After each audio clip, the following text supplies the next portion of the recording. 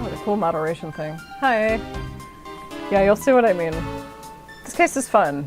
Or title. You'll see what I mean. I don't want to spoil it just yet. We'll get there. We'll see it, but we won't. We'll see it, but we won't. Microphone adjustment should be better. Did I say this last time? It's like a running gag that I can't get my mic settings ready, but it's not even a funny one. It's just like, get it right. Okay. I have touch on, do I? Now it does. Alright, let's just get into it. I turn about reminiscence, middle, onward toward the truth. Resume play. Yeah. You don't have to read the UI. You'll know it when you see it. When you half see it.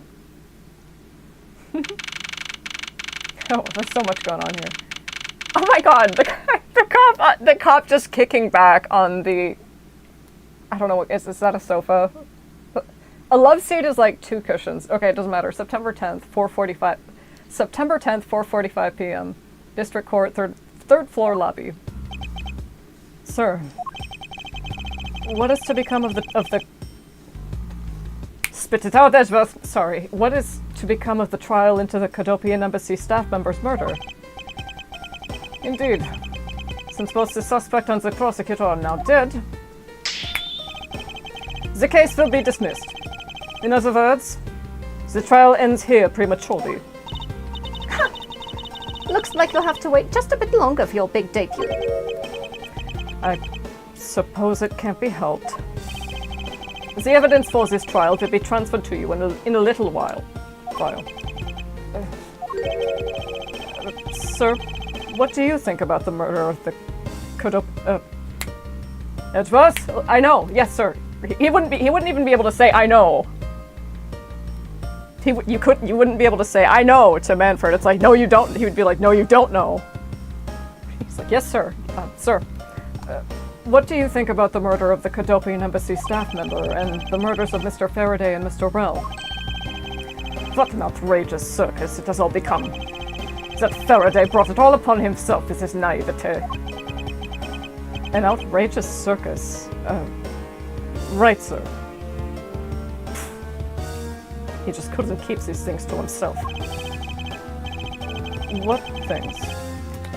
I grow weary of this topic. Edgeworth, I will have you assigned to a different case. Papa! You'll come and watch my children debut next, won't you? I'll consider it. Ouch. Ow. She's 13 here, dude. Sir, if I may, please allow me to continue with my investigation. Edgeworth would go to her trial. He'd go to her first trial for sure. Whatever fool. I'll get there. I'm getting into it. I know that there is already a suspect in the murder of Mr. Faraday and Mr. Rell. However, there's not enough evidence to prove that it was he who committed the crime. I'd like to continue investigating in order to find the perfect proof of his guilt. And I'll say that one more time. I'd like to continue investigating in order to find the perfect proof of his guilt. Manfred's like, Sufficient. The perfect proof. Don't make me laugh. A worthless person like you has no right to claim such a thing as perfection. Remember when I said thousands of tiny knives a couple of streams ago?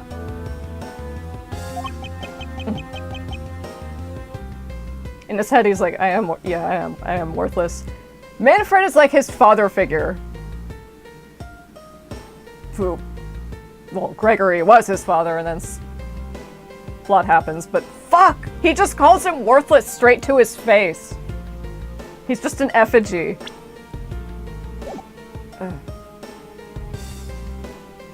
That's us. Yes, sir. Papa? Even Francisca's like... I know we are in this friendly... I know we have this friendly rivalry, but...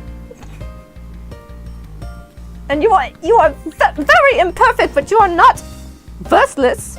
She wouldn't say that out loud in front of Manfred. She's like, Master, you are not worthless.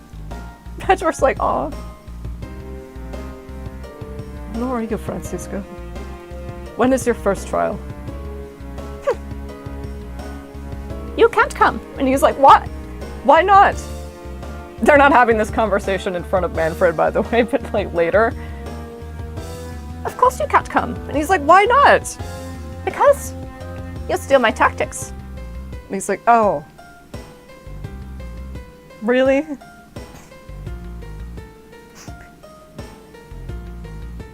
Wouldn't you like to switch them up? Or better yet, see if they can see who wields them better.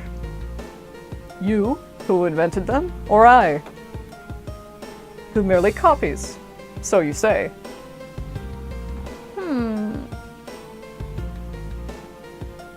Well, then you put it like that. Maybe. I'll consider it. She lets him go.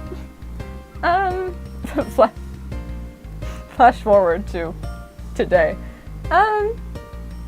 Papa, what do you think is the real culprit behind these murders? Miles and I, we're competing to see who can find the real killer first. Plus, being able to investigate a real crime scene is a really rare opportunity. It would give us some real-life experience. Wouldn't you agree? If you want to investigate this case that much, then do as you wish. Then, you're allowing us to continue? In court, your top priority is to win, and a solid investigation is one of the keys to winning. We have to make sure you become recognized as a first-rate prosecutor, don't we? It wouldn't be very interesting otherwise. I'm returning home now. Edward, Francisco, see to it I'm not disturbed, save as a result of your competition. Yes, sir. Of course, Papa. We'll leave you alone. Francisca, thank you. What are you thanking me for? What are you thanking me for? Your logic earlier was built on that scruffy detective's lie. That means the competition is still on. Yes, just as you wish. I couldn't let you get off so easily. Now then, let's see how well you fare on the investigation from here, Miles Edgeworth. I know I don't have enough information yet, so my first order of business will be to question anyone involved with this case. And it's like she's like, And you're not worthless.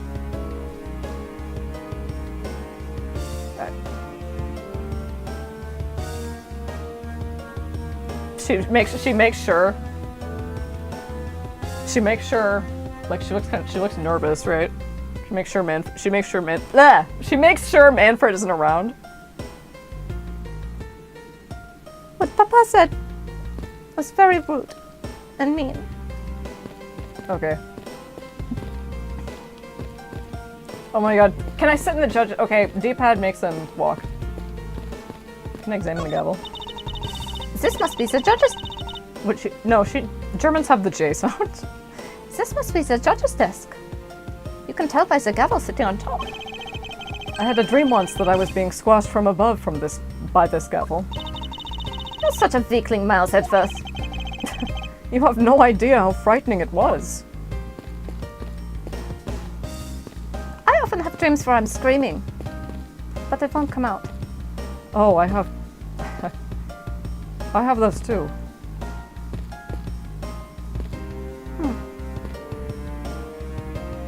I used to... Well... What is it? It's irrelevant to the case. No matter. Well, friends... Edward's like, he's not here. He being Manfred, he's like, he's not here. He's around. Well, yes. He's like, I didn't forget that, but he's like, this is a courthouse, it's not home. He's not patrolling. We actually get to walk around the courthouse this time. It's the viewing gallery. This is where the riffraff sits when they come to The riffraff. This is where the riffraff sits when they come to This is where the riffraff sits when they come to watch. It's situated at the same height as the judge's bench. I wonder if that's to represent the intense scrutiny of each and every case from all sides. Miles Edgeworth! Are you or are you not man enough to stand up to all those eyes? What sort of... Of course I'm man enough. Are you woman enough? And what is that supposed to mean? Ow. That one's not so... Well, that wouldn't be pretty hard. He's like, ow! I don't know what's man enough supposed to mean.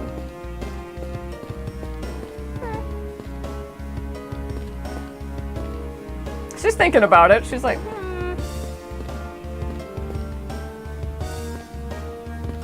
You've given me much to think about today, Miles. The trial hasn't even begun. oh, to be honest, Francisca, I sort of... You know, when he just yells and you check out. Check out? We just...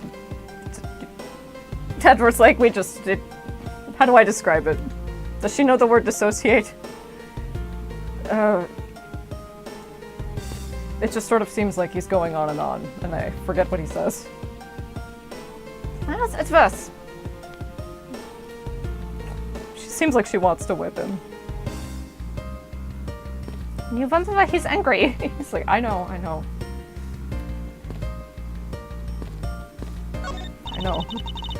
Any day now, I'll be taking my rightful place behind this bench. By that time, I should already be standing here. It'd be downright disgraceful if I beat you to it, wouldn't I? Wouldn't it? If that were to happen, Francisca, I'll eat my cravat. Is that a promise? Oh, that's a that is a blood oath. It's the witness stand. I'll make sure that each and every person that ever stands here will be found guilty. There are others besides the defendant that stand at this podium, you know. I don't care! Just make sure you never end up standing at one of these, or you'll be sorry. I'll keep that in mind. What do you think I would ever be up here for, Francisca? Well, it had better not be something embarrassing. Crime is embarrassing. It's the defense attorney's bench. I'd probably be standing on this side of the courtroom if that incident hadn't happened. What are you thinking about? Lately, the more wrinkly your face becomes, the less I'm able to read what you're thinking. Well, I never! I'll have you know I don't have a single wrinkle upon my youthful brow! Yay. Trophy. Thank you. Sink. I don't! Well, you have grey hair.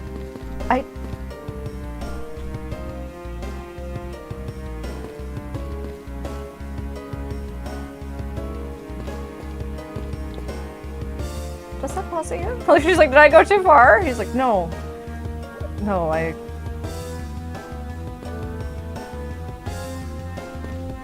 just noticed this cop is like most useful cop. We've got so much going on here. Okay. Sir! Nothing to report, sir. Is there no one who will make this man take responsibility for his actions on the job? Looks like they have no choice but to report this to Papa. Then this guard can have fun in a waking nightmare after being awakened from his dream. Actually, let's not. I feel kind of sorry for him now. Don't you? At least it won't be us. Edward's like, ow, yeah, but it sucks that she's thinking like that. Shit. You know he takes the heat for her sometimes. Not like Manfred wouldn't yell at her for shit that she did herself already, or not like she would. So you couldn't get away with lying to Manfred. If you tried, it would be hell. Not necessarily because he doesn't want you to lie to him, or like that he's like trying to parent them, but it's like, don't disrespect me. The fucking psychology of Manfred von Karma is unironically insane. Okay, you gotta rip the Band-Aid off. It's a bookshelf. What's this? Judges' Trial Exchange Law? It appears to be a journal where the various judges share their thoughts and ideas. The real daily lives of the judges are laid out here on these pages. There's nothing about the court in here. It's just page after page of unrelated drivel. Judging by the content, they are very enthusiastic about the courthouse's daily menu. And it would appear that fried oysters are a favorite. I have no use for such foolishly foolish words from that foolishly foolish crowd. Someone please assure me that this is not the true state of this country's judiciary. I hate to tell you, pal, but it gets worse. That's not possible. Miles Edwards! Yes? What is the meaning of this bulletin board? Why is there so few She's like, I'm not gonna get fucking caned by Papa. What is the meaning of this bulletin board? Why is there so few trials posted? It would appear that the entire week is devoted to Mr. Rell's trial. Is the crime rate really that low in this country? Or maybe the police lack the proper motivation to get out there and catch the criminals? I'm afraid I can't comment on that. However, I can say I have my doubts about the younger detectives. Sounds to me like they're in need of a stricter hand. And I'll start my discipline regimen with that pathetic, filthy-coated detective. I feel bad for the big guy. Big guy? And yet, I can find no suitable reason to stop her. Wow! This thing is so incredibly detailed. My inner modeling fanboy is impressed. I'm not exactly a fan of plastic models per se, but even I can sense the superb quality of this model. I simply cannot comprehend how that man can feel so much love for such a trifle. Oh? I see. You're a disciple of my father, so you would do well to guard yourself against an interest in such unproductive things.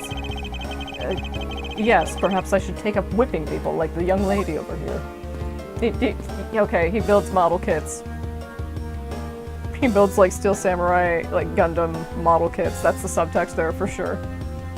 It's an incredibly detailed model, isn't it? I heard that it cost as much to make that it...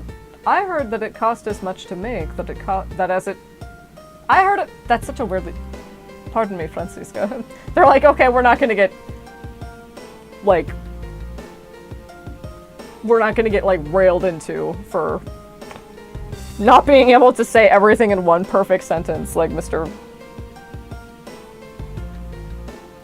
Perfect. I heard that it cost as much to make that as it cost to build the courthouse itself. What was the point of making such an expensive model? I felt the exact same way upon hearing it. Ugh! It's so hard to understand such foolishness! Agreed. I mean, if you're going to spend so much on this type of model, make it larger if it's going to be on the national level. That's an even worse idea. Oh. Francisca? What? Edward's like... He knows she has dolls. Definitely like those, not like... I'm not talking like Barbies or like Polly Pockets, but those I don't know, like pseudo-realistic, like porcelain, not porcelain dolls. Not American Girl dolls. I can see her liking dolls a lot. Oh, and you know what? Like horse figures, like those horse figures that you can paint. Like one quarter horse girl? Horse girl, maybe? Horse squirrel? What did I say? This officer is... This area is restricted to authorized personnel only, sir. If I'm not authorized personnel, then what, may I ask, do you think I am? The younger sibling of a dysfunctional relation. Damn! Wow! Mind your... Edward's like, mind your tongue! I'm not the younger one! He is! Now get that straight in your head! I believe there's a more objectionable part you should be upset over, Francisca. Like, yeah, they're dysfunctional. This fucking family's insane, and it is because of Manfred von Karma. I will admit it is nice when he isn't breathing down our necks. He's like, I don't... Oh, she got like stuck behind the corner. Yosuke for a moment.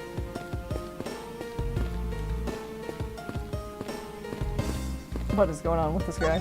I can't stop the water, sir!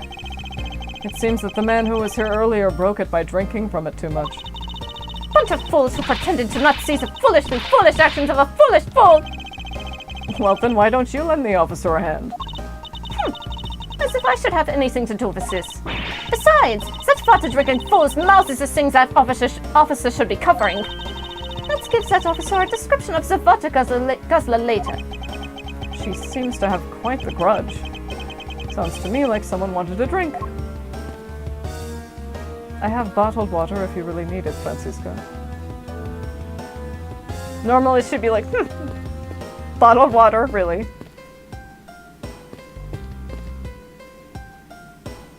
I am thirsty. Alright, I'll fetch it from my satchel. Which should be beyond this point, monsieur. Monsieur! Oh, it's you, Edgeworth. And who are you? Wait, you were at the crime scene just now, weren't you? You should be disbarred for not knowing who I am! I am Francisco von Karma, and I am about to become the successor to the family name. About to? Guess that means that for now you're still just another kid, huh? In which case, it's only natural that I didn't know who you are. So relax. Why are you whipping me? Anyway, it looks like they're planning to hold the evidence for just a little bit longer. If there's one thing I can't stand, it's waiting. I'm terribly sorry, but I have a few more questions to ask of you. Look at you! Eyebrows scrunched with lines on your forehead. And that... to ask of you? You can't talk like a normal person. At first, like, I try. What exactly is so funny? Sorry. I'm just bad at dealing with this super serious atmosphere. Then why did you pursue a career in law? Apparently, they failed to teach you proper behavior at a crime scene in law school. Oh, I feel much better now. So, what is it you want to talk about? Well, I'd like to inquire as to where you were at the time of the murder. Like to inquire. We were in defendant lobby number 1 the whole time, up until we heard the gunshot. And by we, I mean Mr. Bad. If you don't believe me, feel free to ask him yourself. You were with Detective Bad? Why? We had a little something to discuss, that's all. One sec. Hydration is... Remember to stay hydrated.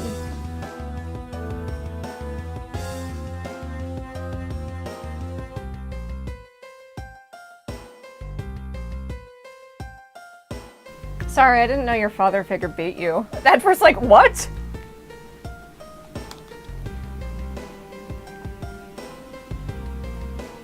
What? The other one... The cop in front of the exit read you to fucking filth. You two are absolutely... You two are like the most dysfunctional sibling pair that I've seen in a very long time. Oh, and Edgeworth's just like fucking blue screening, right? Francisco whips him. She's like, that's Edgeworth! The von Karmas are not dysfunctional! So far from it! Edgeworth's like, we're perfectly functional, miss you. Right. So I take it that you're an acquaintance? So I take it that you're acquaintances with Detective Bad? Yeah. He was the detective in charge of the KG8 incident. Detective Bad is also related to that incident? That's right. He was the one who was supposed to protect my sister, Cece. But you know how that turned out, don't you, Edgeworth? Miles Edgeworth! I have no idea what you two are talking about. I've heard of the KG-8 incident from my papa. But how does that case relate to you, monsieur? The victim of that case, CCU, was my little sister.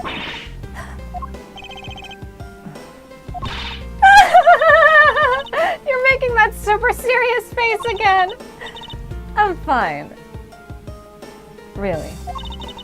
I just make it a point to rub some more salt in his wounded pride every time I see him.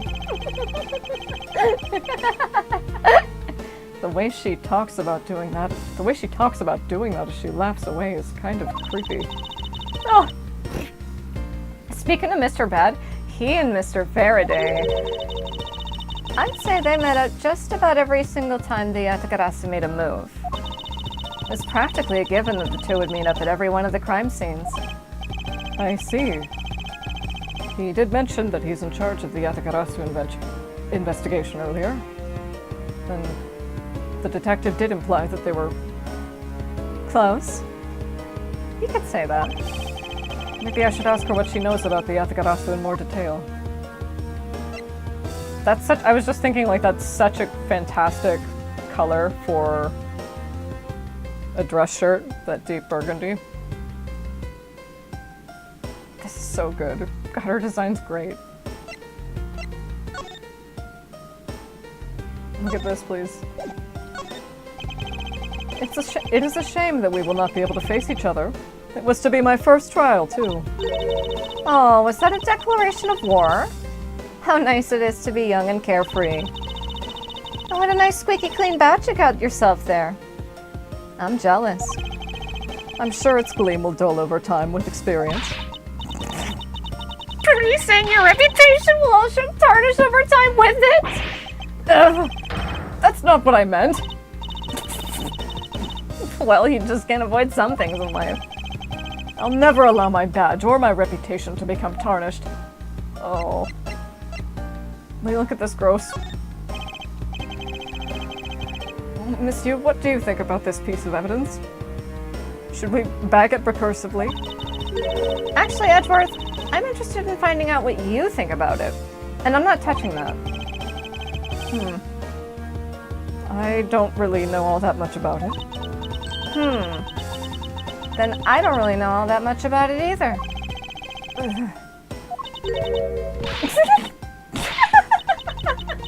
Sorry. Yes, I can't be of any service. I shouldn't push her too much. She'll just start laughing again. You claim that at the time of the murder, you were with Detective Bad. But don't you lawyers usually discuss the trial with your clients during a recess? We do. And that's what I was planning to do. But Mr. Faraday was being rather threatening, and he dragged Mr. Rell away. After that, Mr. Bad came into lobby number 1, so we just stayed there and talked. And what did you talk with Detective Bad about? Nothing interesting. I just insulted him some. Talked about how the trial was going. And then I insulted him some more. Bloody... When she's not laughing, her mouth seemingly spews nothing but insults. Anyway, Mr. Bad and I were in defendant lobby number 1 when the murders occurred. What kinds of things did you call him? Francisca. Don't give her any ideas.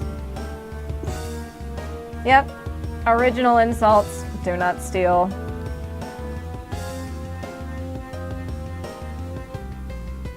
I just tell him that his skin looks terrible. Every time I see him sneak a cigarette, I'm like, Byrne would hate that, you know. That's... He wants to lean in, Callisto, so Francisca doesn't hear. He's like, his body's not even cold.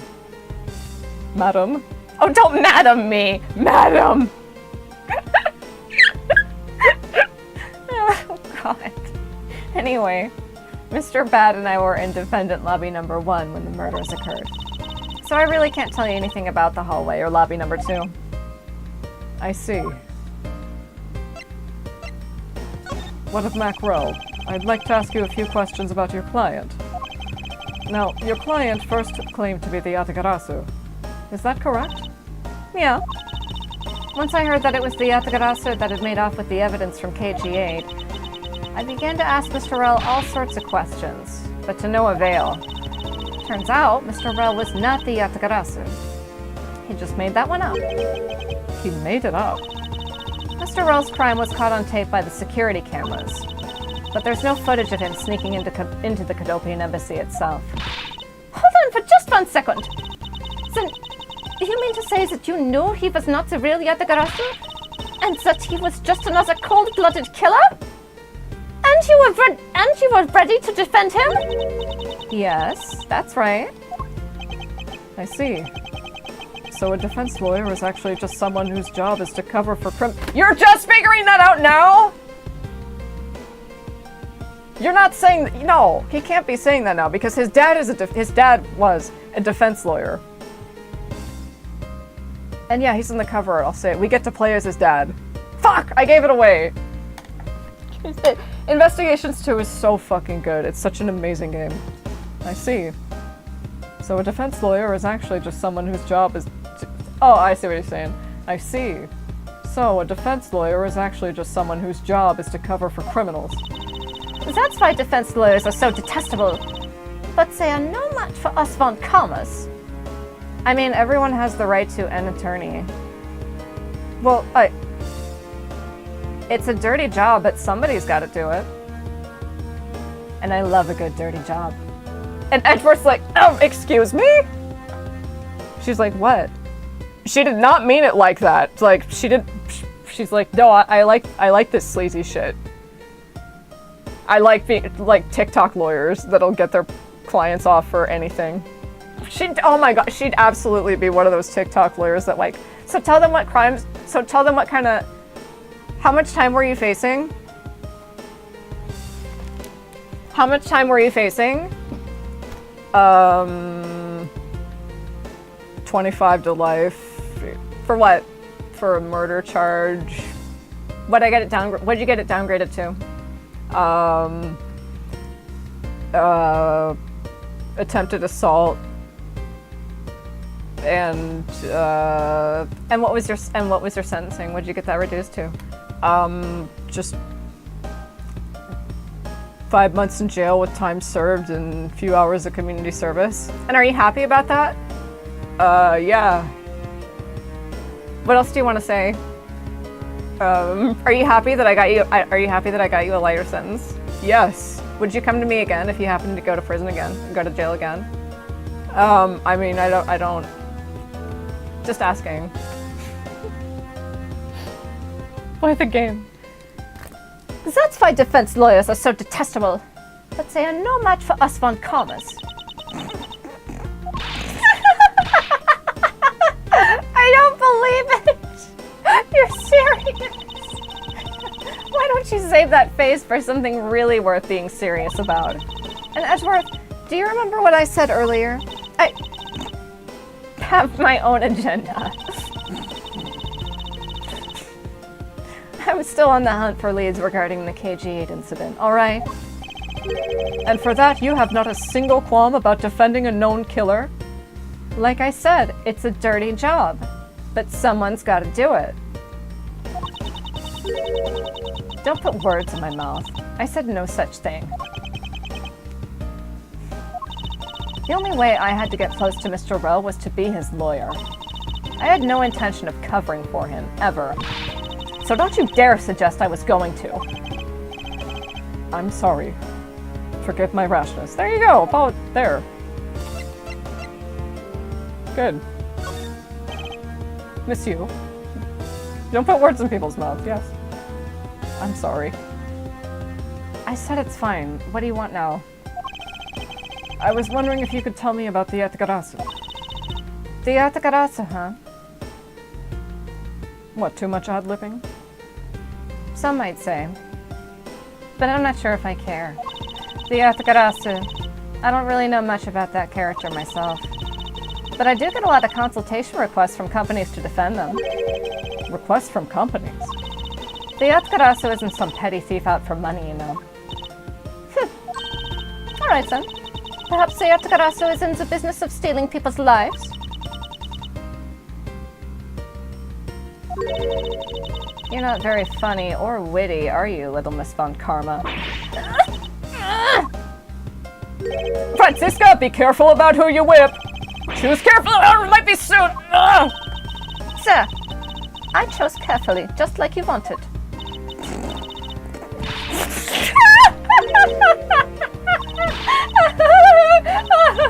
That just now was hilarious, little missy. Of course it was. What is wrong with these two women? Why does my pain give them delight? And so in the end, what is the Yatkarasu? I have to say, I had never even heard of this thief when I was in Germany. Germany?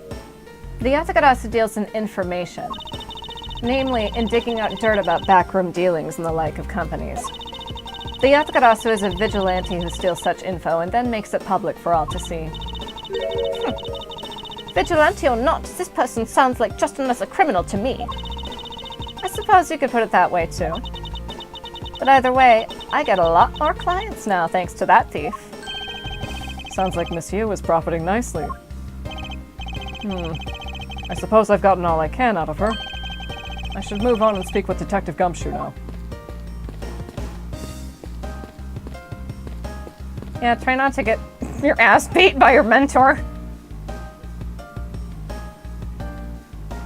That's a bit low, don't you think? Like I said. What? Oh, you're worried about being low? You're a prosecutor. You have to be willing to take the shots, the low-hanging fruit. Whether it's by an inch or by a mile, winning is winning. Got it? Certainly. Hey, I love that movie, pal! Hey, I think the ending where— oh god, Gumshoe would tell you the ending. Like, he wouldn't mean to spoil it for you, but he would tell you the ending because he's so excited about it. I like that part where he had to reveal himself as a cop over the walkie-talkie, but with his friend there. It's like, Detective, you're gonna spoil the movie. Detective Gumshoe. Hey, it's you, pal. You're here. Ouch! As am I. I don't think you needed to whip him to let him know that. I didn't do it, pal. I swear on my honor as a detective, I really didn't. Your words are useless. I place my trust only in the evidence, Detective. Once the investigation is fully over, and we should find out that you are the killer, there will be no mercy to be had for you. Have a heart, pal! But you're not worried, right? After all, you have nothing to worry about, if you really are innocent, that is. That's right! Hey, pal, go and do your perfect investigation and get the real killer for me, will you? I would have done so, even had you not requested me to, Detective. Well, it's just procedural, you know. Hey, are you alright? Yes, I don't need everyone to ask me if I'm alright. Well, geez, alright. Okay. I'd like to ask you a little about this. I'm not saying a peep, pal, because I'm not the killer, okay? You misunderstand. I wasn't going to ask you about that.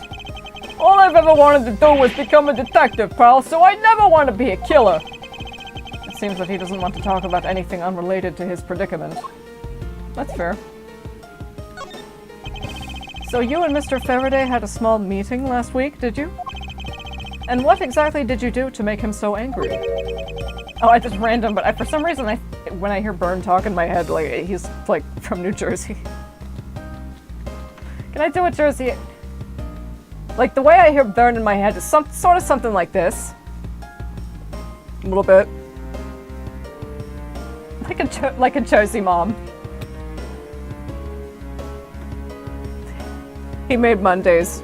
He made Bad like Mondays because Byrne happened to work the office. They had their schedules overlapped on Mondays, and Bad was like, you know, ever since you came around.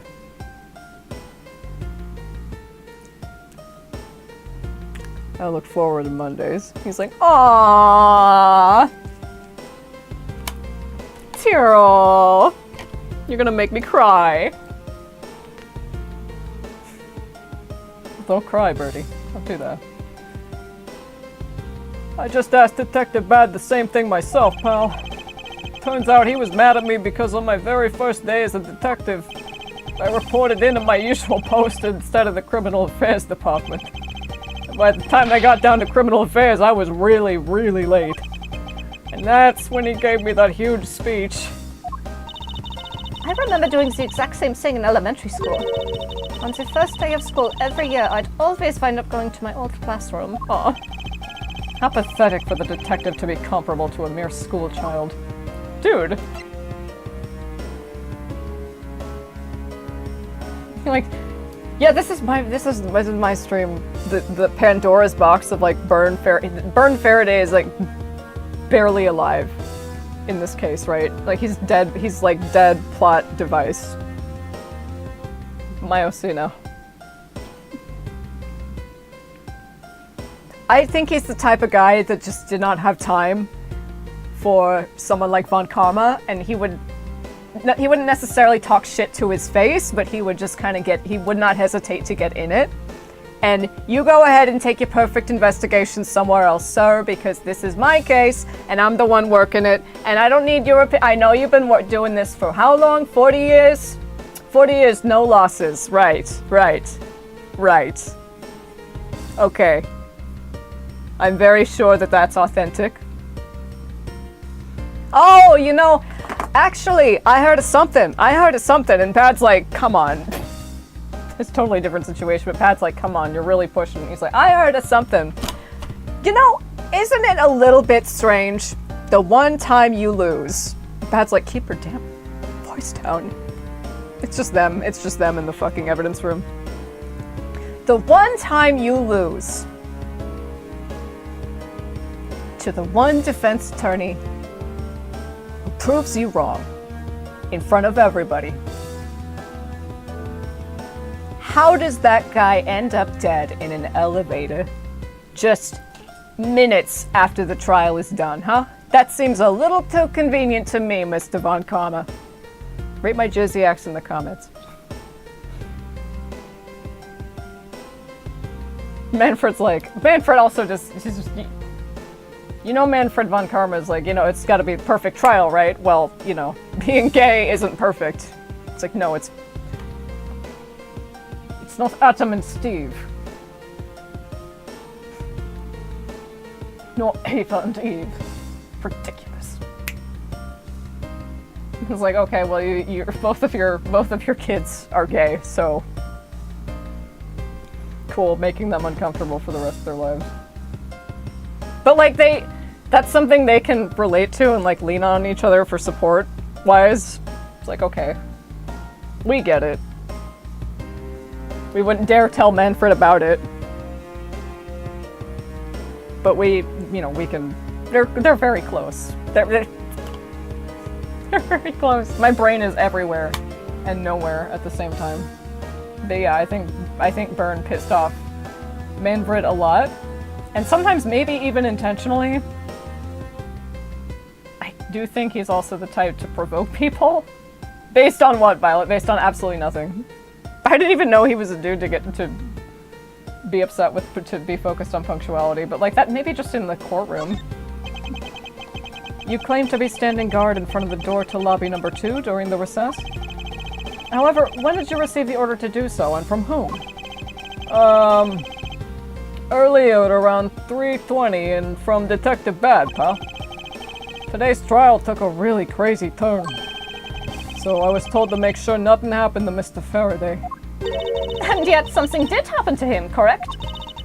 It looks like it was a total waste of manpower to assign you to guard duty. I know. Ow! Your words sting worse than your whip. Ow. I know. So it was Detective Bad who ordered him to stand guard.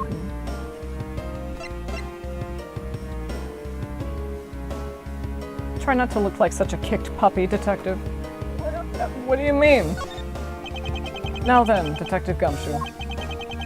Is there anything else you'd like to tell me? No. Not a thing, pal.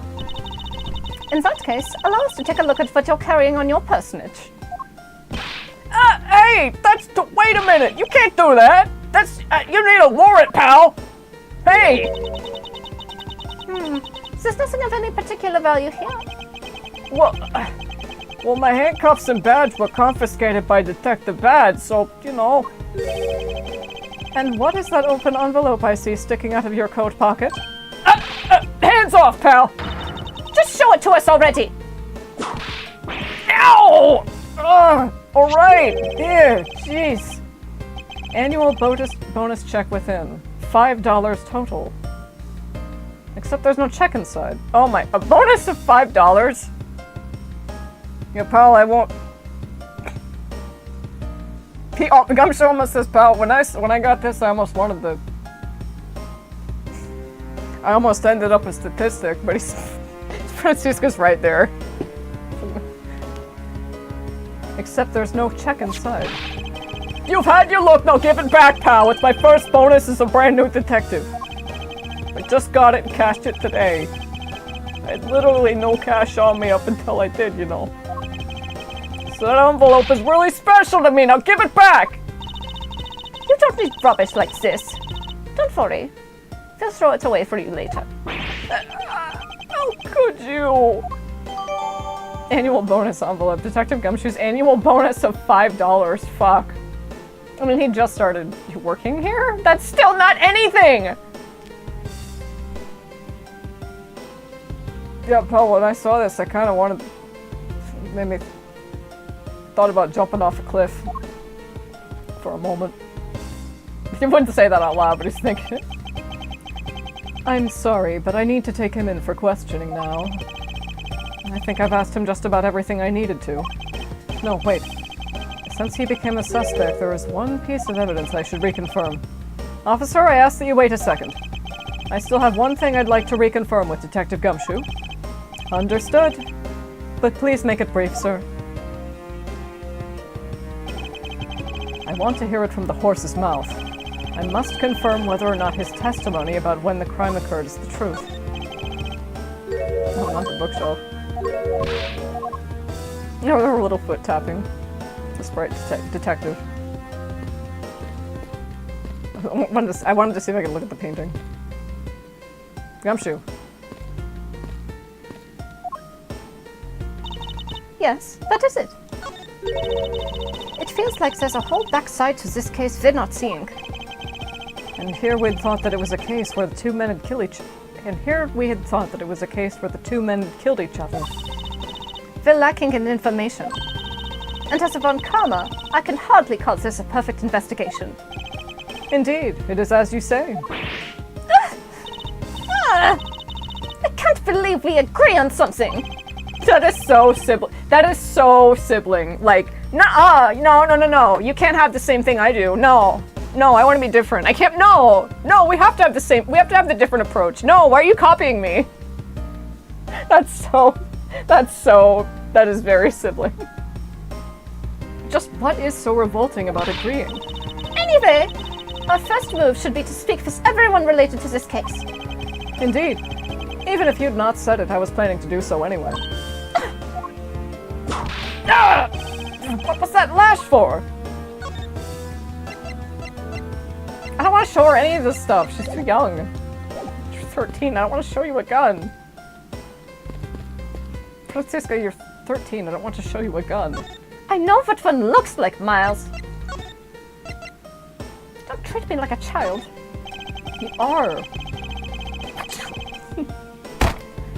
Then so are you! And he's like, ow, fine. Do you whip children, Francisca? Oh, what's this? I don't like that. That's inappropriate, pal. I don't like this. Stop it. No. No. It's like... Don't overstep your bounds, detective. No, I think I gotta step in that... You know, sometimes you gotta moderate. So whatever it is you're talking about... I don't know. Just talk about... how much you like school or something, kid. You think children like school, detective? Well, I hope so. I suppose that's fair enough. You told me earlier that you heard no sound other than the gunshot out in the hallway. Is that correct? No mistake about it, pal. Then you're also claiming that no one passed through the hallway either. Is that also correct? Yep, not even a single ant passed through that hole while I was on duty.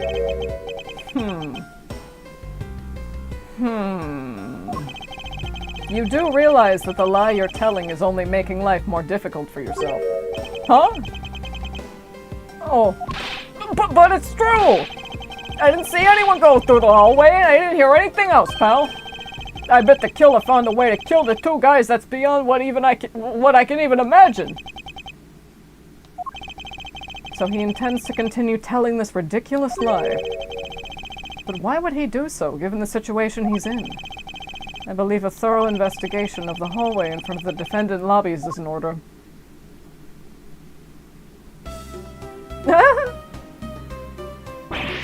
Ah! You! Oh!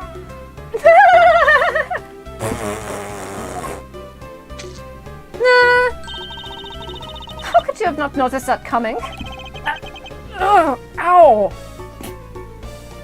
This random 7-year-old just comes up and kicks you in the shin. Wasn't that the child I changed money for earlier? Thanks! That's exactly what I needed! Kids can sometimes be so cruel. It looks like she dropped something. Swiss roll. Swiss roll dropped by the mysterious young girl. Says courthouse special on it. Maybe we should arrest the girl. Maybe we should arrest the girl. She might turn out to be a valuable lead. I believe some sort of punishment may need to be dealt the next time we meet. I don't think we need to arrest a 6-year-old. I believe I've asked all that I need to of this man. Now, for Detective Bad and the judge. We have to confirm who is correct. The judge or that scruff-face, right? I suppose we should inspect the hallway in front of lobby number 2 next then. I suppose so. Shall we head on over, Francisca? Let's go. September 10th, District Court, hallway. Pat is so tall. I can see him being like 6'6" or something. He's at least as tall as... Like, look at the balcony out the window. He's taller... Hold on. He's at least shoulder height with that. I think he's head height with, like, the bars. I think he's very tall. I think Byrne was pretty tall, too, but not quite as tall. You can call him Sweet Tea, like the letter T for Tyrol. And sweet because, well, we'll go on to see Bad's affinity for sweets. So, did you see anything else? No, I don't think so. I see. Well, thanks for your cooperation. Oh, it's nothing. Just doing my duty as a defender of the law. That'll be all for now. I'll ask again if I have any other questions. Anytime, Detective. Oh, if you'll excuse me, I have a few loose ends I have to tie up. Oh, you're that new prosecutor Mr. Von Karma recommended, right? My name is Miles Edgeworth, Your Honor. And I'm Manfred von Karma's daughter, Franziska von Karma. I'm set to become the successor to my genius father any day now, Your Honor. I see. Mr. New Prosecutor recommended by... I bit my tongue. Are you alright, Your Honor? Please feel free to refer to me as just Miss von Karma, Your Honor. As to him, just Edgeworth is fine. Apparently somebody doesn't feel that I'm worthy of a proper title. Oh, very well then. I shall call you Miss Von Karma and Mr. Prosecutor Edgeworth. Your Honor, Mr. Edgeworth is fine, sir. Now, about your earlier testimony. Yes, what about it, Mr. Edgeworth? Squidward Tortellini? What about it, Mr. Edgeworth? I would like to ask you a few questions about what exactly you saw. All right. After all, it's my duty to clarify my testimony as a defender of the law. I greatly appreciate your cooperation, Your Honor. Now, the first thing I'll need to do is figure out that detective's exact movements. Begin investigation, hallway. Oh, we've got so much going on.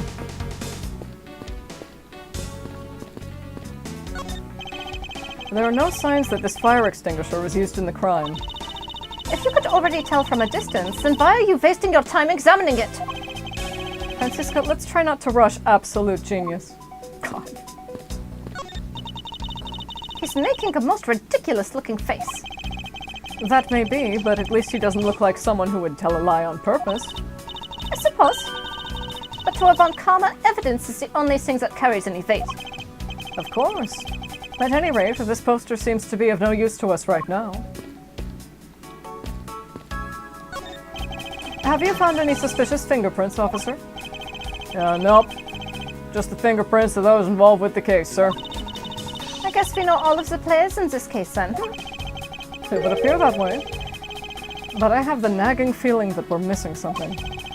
And I suspect that what we're missing is hiding right here in this crime scene somewhere.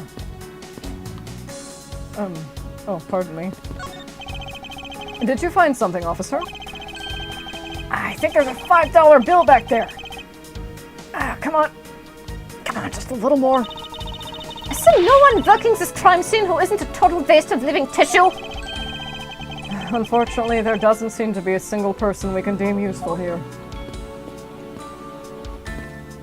Not even me? Oh, Your Honor, of course not. Of course not. I mean, yes, you are useful. You're very useful. I think you're just saying that. Bad's like... I think he means this one, Your Honor. Why would you do that for us? It's always a good idea to be on good terms with the judge. Quiet, Scruffy! He's like, you quiet down, little missy. He doesn't even have to really do anything to intimidate her. She's just like, oh, okay. But he didn't want to do that either. He didn't want to scare her either. He's just like, you settle down. Kids, relax. It doesn't look like there's anything contradictory left in this area. I suppose not. Perhaps I should check somewhere else.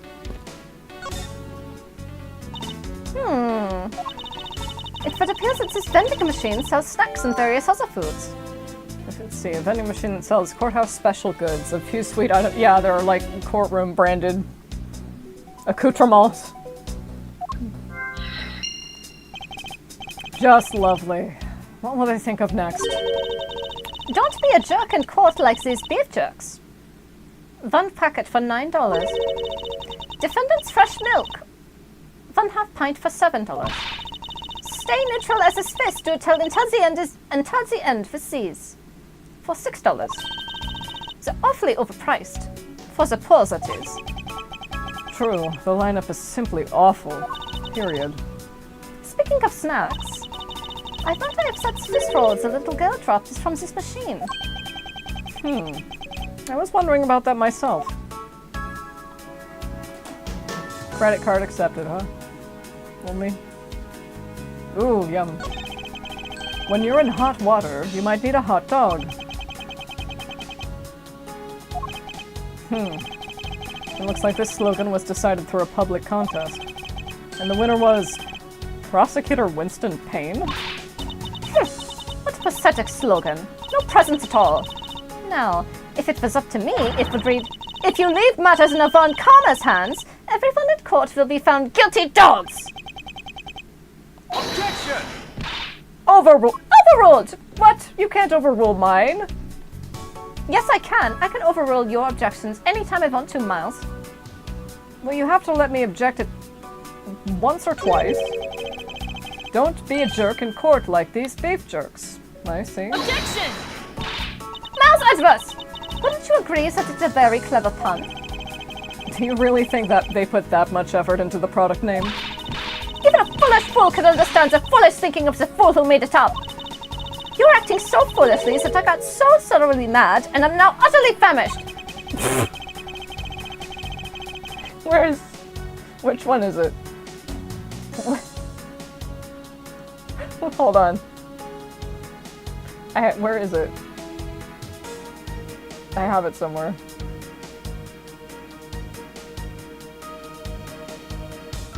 Damn it.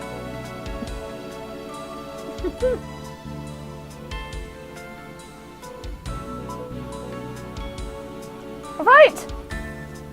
The rant is over now! I'm calm! Well, I'm not calm, but I got so upset that I tired myself out!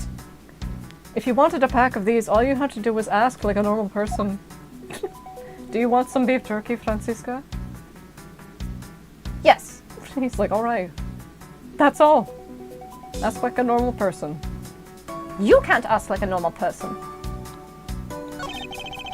Don't let the prosecution and the defense make a ham sandwich out of you. It sounds like it's directed at that ham of a judge. Well, it certainly isn't directed at me. I can outmaneuver him any day. Okay. When it's looking bad, blind your opposition with some OJ. Are they promoting violence? Don't worry. My whip will make sure that anybody following this advice won't be for long. Compared to the sting of a whip, the sting of orange juice may not be so bad. I could go for something sweet. Defendant's fresh milk. What exactly is that supposed to mean? I bet it means that the milk is freshly milked by various defendants on trial right now. No, I think it might mean that this was milked right here from the... I don't like this! I don't want... Why are you making me say this? Why are you making me say this? Do I remember this from the original? I think so. I'm like, I don't know what to make of this. I've never seen it before. Where's the fucking, like, share tweet? Damn it, I don't label any of my layers, that's fine. No, I think it might mean that this was milked right here from the various defendants. Miles Edgeworth, you can't possibly be serious. Of course not. No. That's absolutely... I don't know. Ask the ones who installed this foolish machine. Stay neutral as a Swiss do until the end of the siege. The end of what? Well, I assume it means the end of the trial. I suppose this means that one should eat these during a recess? You can't eat during a trial, so I suppose the only time you can eat them is now. I wouldn't mind if you wanted to eat one now. They come in packs of 2, after all. We're in the middle of an investigation. Besides, I don't have $6 on me. If you want, we can pool our money and buy a pack together. Aw. If I have to split it with you, then I don't want it. That's also very sibling rivalry. I just want to be. I want to be independent. I never wanted. I never want to strip that of you, Francisca, ever. As if you could. As if I could, nope. As if I could. Someone left their 15 cents. Someone left their... Miles Edgeworth! That is not 15 cents. That is at least $1. It might as well be 15 cents, Francisco. Lobby number 2 window, vending machine. The scent of flowers. We still have to talk to Bad. I won't rest until I've inspected every suspicious-looking nook and cranny. Wow, that is not comfortable. That's a bathroom, isn't it? I can look outside. However, I doubt the killer could have escaped through here. Of course not. This is the 3rd floor, after all. It appears that bars were installed on this to prevent people from falling out. Bars? What bars? Can you not see them from your vantage point? What? Oh, I must remember not to bring up that taboo subject again. Yeah, poor Francisca, she can't see over the side. Don't worry, honey, you'll get there. What's the matter? I pricked myself on one of this cactus's needles. I didn't think the needles on this thing would be so sharp. Well, what did you expect? Can you imagine how bad it would be if you were hit on the head by one of these? Anyways, this cactus seems to be unrelated to our case. Do you really think so? Because I believe that this cactus sitting on this windowsill is completely related. Potted cactus sitting on the hallway windowsill. Its needles are dangerous. Oh. Well then, I look forward to your explanation on how exactly it is related. Oh, it is. I'll prove it to you.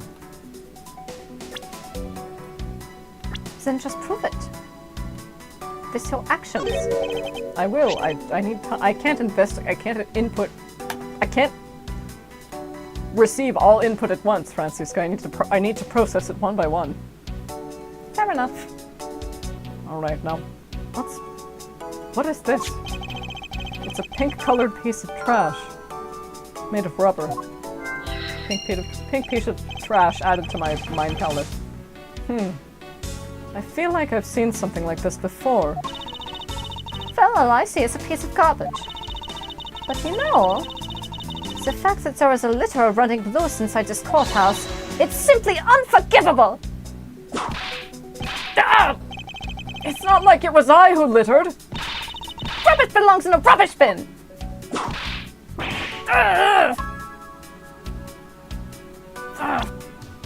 Someone ought to put that whip of yours into the Oh, I didn't mean it! I didn't mean it! I didn't mean it! I really didn't! I didn't! Alright, look at the ants!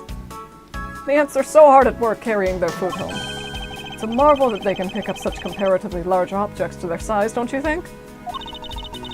Well, if you want to carry the mighty Von Karman name and not be squished under it, you'd better work extra hard, just like these ants. The same goes for you, Francisca. I can crush you like one.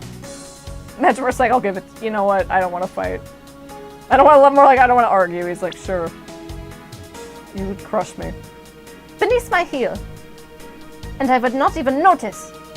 I think you would notice. I think you would be very excited. It would be like stepping on a snail. You like that? Of course not. So if I were a snail and you stepped on me, you would be sad about it. That was Edgeworth. That is ridiculous. I don't like stepping on snails. It's disgusting. What are these black speckles? I believe it's a pile of ants eating away. Oh, that detective. He claims that not a single ant slipped by him. And yet here is a whole hill of them! Ah! What are you hitting me for? Yeah, that's just... God, yeah. That one cop was like, yeah, you guys just... The Von Karma's just, they're the ones... You know, they're the ones who all beat each other, right? As a replacement for that pathetic detective! Perhaps I should add this deduction to the detective's growing tab of pay cuts. Ow, yeah, human shield. Detective Gumshoe, you have yet to receive your 40 lashes. Anyway, I wonder what the ants are eating. From the look and sweet smell of it, pieces of cake and chocolate from a Swiss roll. Swiss roll crumbs found on the floor under the bench. A hill of ants are attracted to the sweet scent. Miles Edgeworth, the courthouse is to be kept pristine at all times! Ah! It wasn't me that dropped food on the ground! The courthouse must be kept clean at all times! Ow, please, stop. Ow. She's like, oh. I suppose I can show mercy.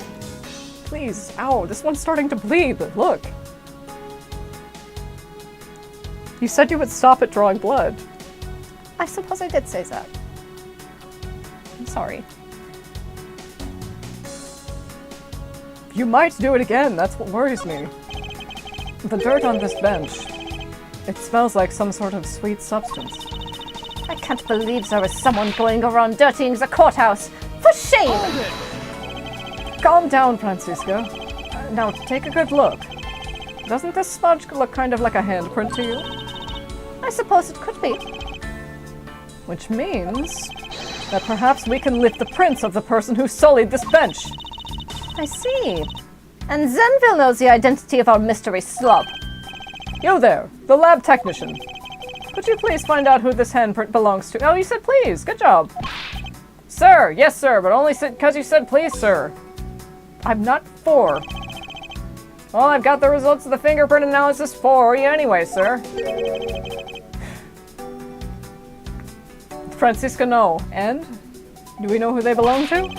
Sir, the fingerprints belong to Detective Gumshoe. Oh? Interesting. Good work, officer. See, that's nice. Good job. Good. Wow. Being surprisingly nice. Good job.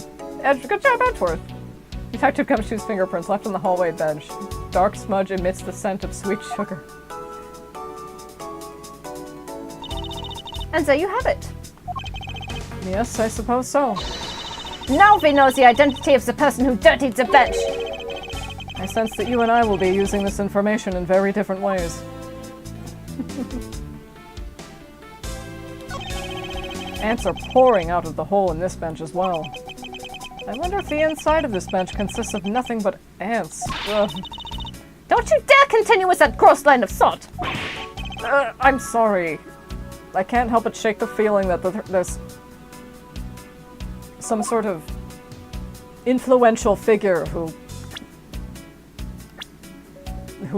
beds with ants. Oh, I thought they were moving for a second. I was like, gross. Just like, gross. Interesting detail, but gross. Do we have everything? Not quite, no. We still have to talk to Bad, I think. Well, yes. Anything about recycling? Your Honor, I'd like to ask— this isn't bad. Your Honor, I'd like to ask you a few questions, if you don't mind. Where were you at the time of the murder? Do you suspect me of something? No, nothing of the sort, Your Honor. Very well. You may continue with your testimony. Your Honor, it's your testimony I'm after. Oh! I had no idea you were chasing after me or my testimony. I'm beginning to sense that I might want to avoid being in a trial run by this judge. Yeah, maybe. He looks so good, the judge. He looks great here. Today's trial may have ended abruptly, but we will meet again. I'm looking forward to that day, Mr. Edgeworth. When I become a prosecutor, you might even see me in your courtroom a few times. I hope you'll treat me with even greater respect than now. I only ask that you please do not bring a whip into my courtroom. I'm afraid that issue is not up for negotiation. As long as the whip can't reach his seat, I'm sure His Honor will be safe. I think. Let's see here. Now then, how should I put this? When you get to be my age, you need to pay more frequent visits to the restroom. If you go take a look through the window at the end of this hall, you'll see a small window. Another one. That's the window to the men's restroom. In other words, you can see clearly into this hallway from the men's restroom. That seems very uncomfortable. When I was going into the restroom, that detective, Gumshoe, was it? Well, he was standing in front of the vending machines buying something from it. Bad's like, you know, I always thought that stuff with the bathrooms was pretty bad feng shui. Do you believe in such things, detective? He's like, I believe in efficient interior design.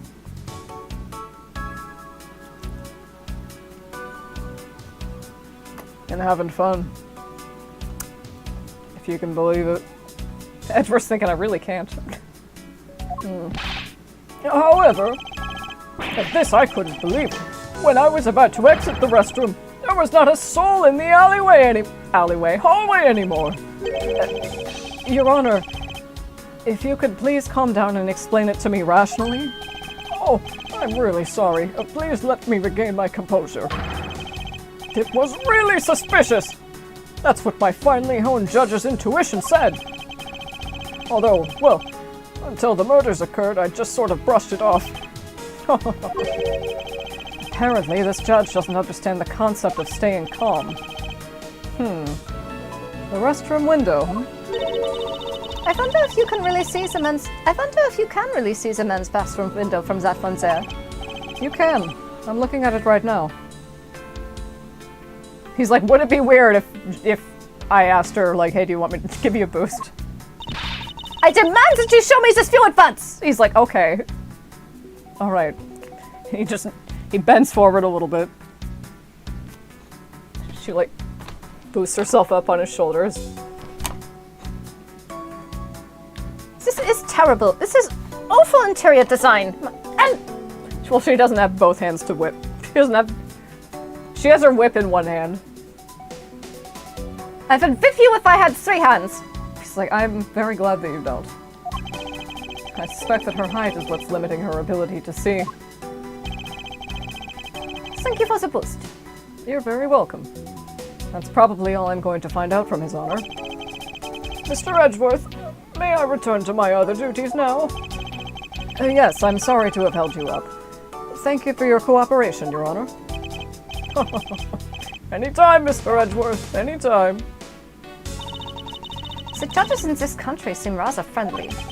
Yes, if not a little wishy-washy. However, I hear that they're known to hand down very fair verdicts. In this country, huh? Why, do you disagree, Detective Bat?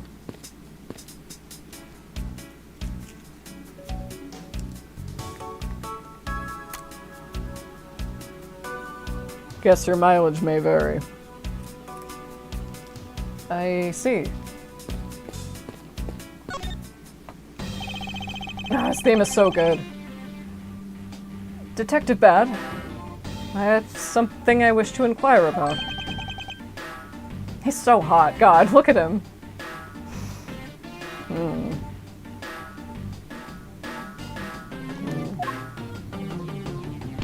Hey! How about doing some actual work, you? I wish to inquire into Detective Gumshoe's movements during the recess.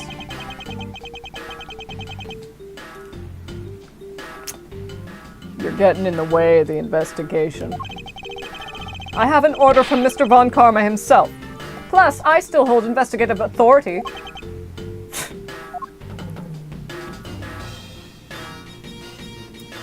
Edgeworth's like, he doesn't really smell like cigarette smoke. I wonder why that is.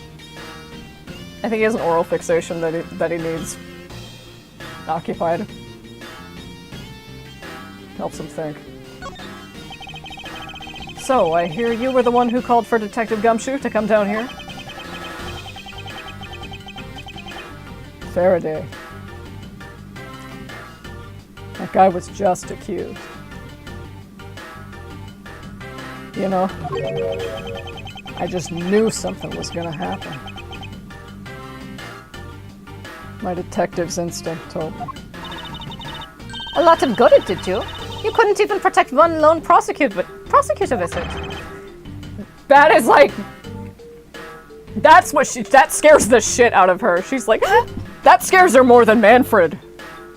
She like hides behind Edgeworth and that's like...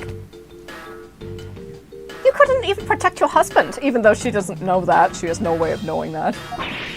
Hold it! Francisca, I think you need to apologize. I'm sorry. I'm terribly sorry, Detective Bab. Please continue.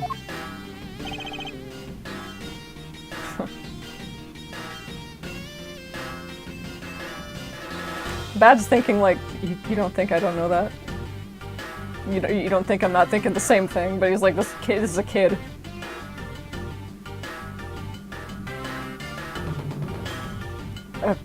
Do you need a moment, detective?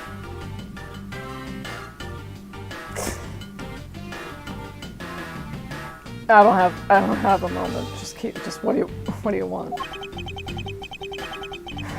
I used the phone on the first floor and called the precinct. I told him to send somebody over.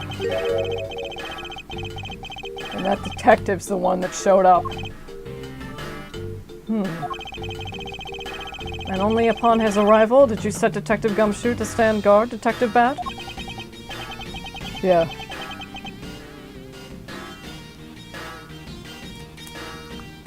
I waited for him on the first floor. After he got here, we came up to these defendant lobbies together.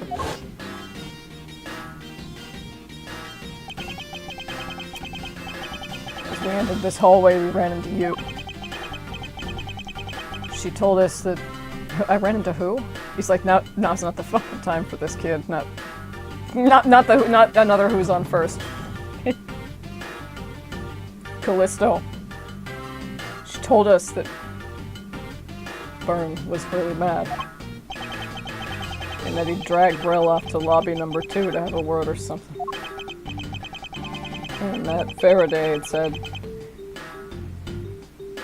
to not let anyone interrupt him.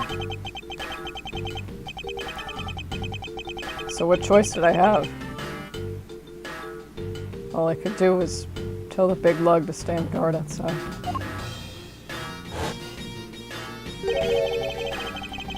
And around what time did all of that take place? Let's see.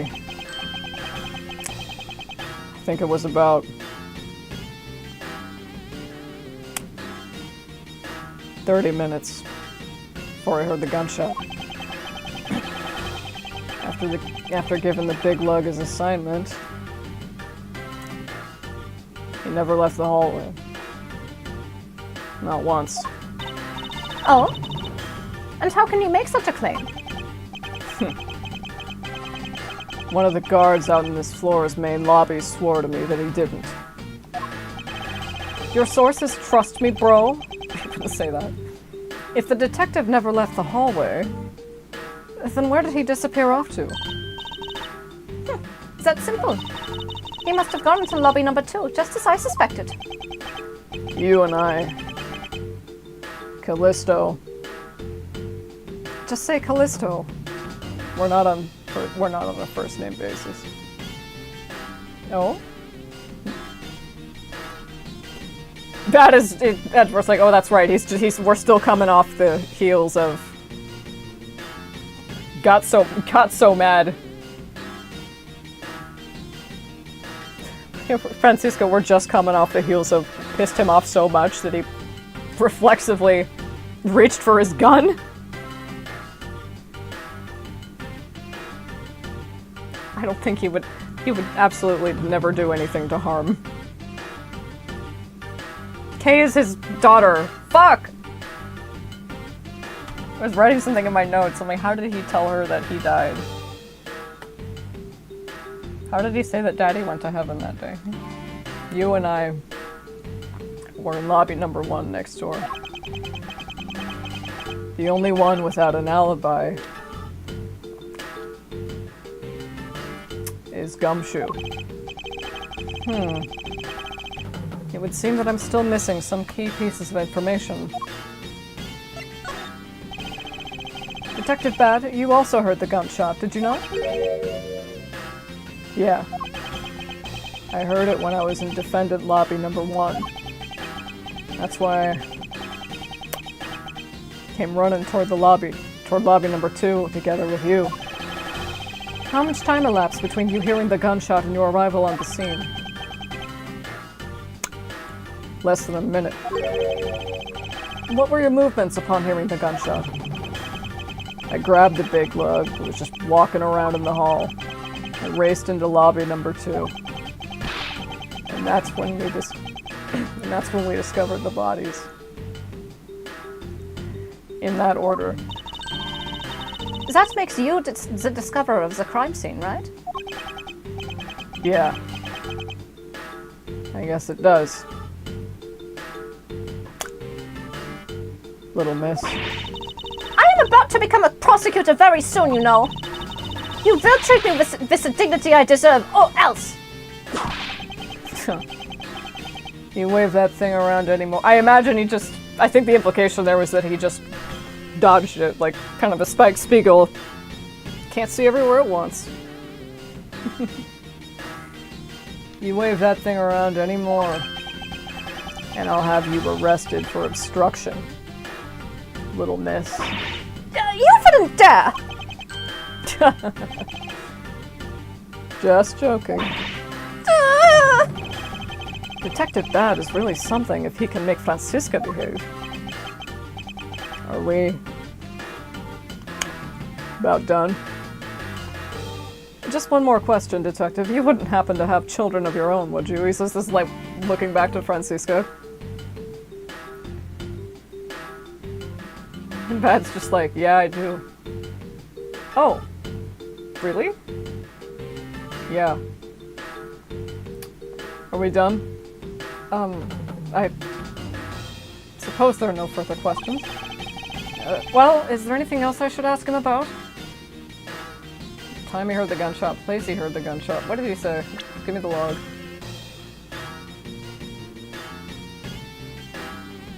Let's see. You heard it when... Yeah, you heard it when you were in lobby number... We didn't have the log back then. We just had to be like, what did he say? I'm so glad we have these. Situation around the gunshot. Time.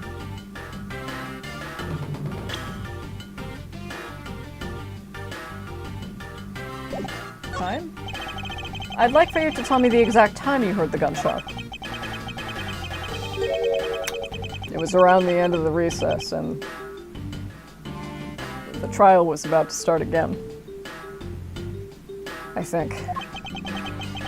He was supposed to make time for himself to transfer the evidence he was holding. But I got the sense he wasn't going to show for the handoff. So I figured I should go get him or he'd be late. And just as I thought, bang. Sound of a gunshot hit my eardrums. He looks so sad and like crumpled, just like... He's like reliving that. If I were just a few feet closer. Should've. It's all ifs. It's all ifs, sweet tea. So we heard the gunshot right before the trial was about to restart. That's not how you spell restart. Right? In this context, because you can shove the hyphen in sometimes and it works. Why not just write reconvene? Why not just write reconvene? Those were two independent thought things. I was like, why not just write inconvene? And then I thought of something funny. Detective Bad's testimony. He heard the gunshot right before the trial was about to start again. Look, are we done here? I don't have any time to waste. Oh, come on! All you're doing is standing in front of this door, doing nothing.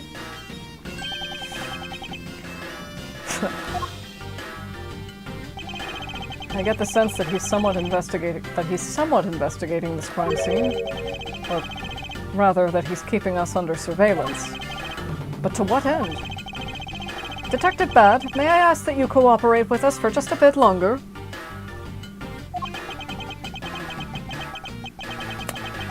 I don't have anything else to say to the two of you. You guys were the ones who said you wanted to investigate in the first place. Fine then! Be obstinate! We'll do just as we please. Come on, Miles. You may no longer be willing to help us.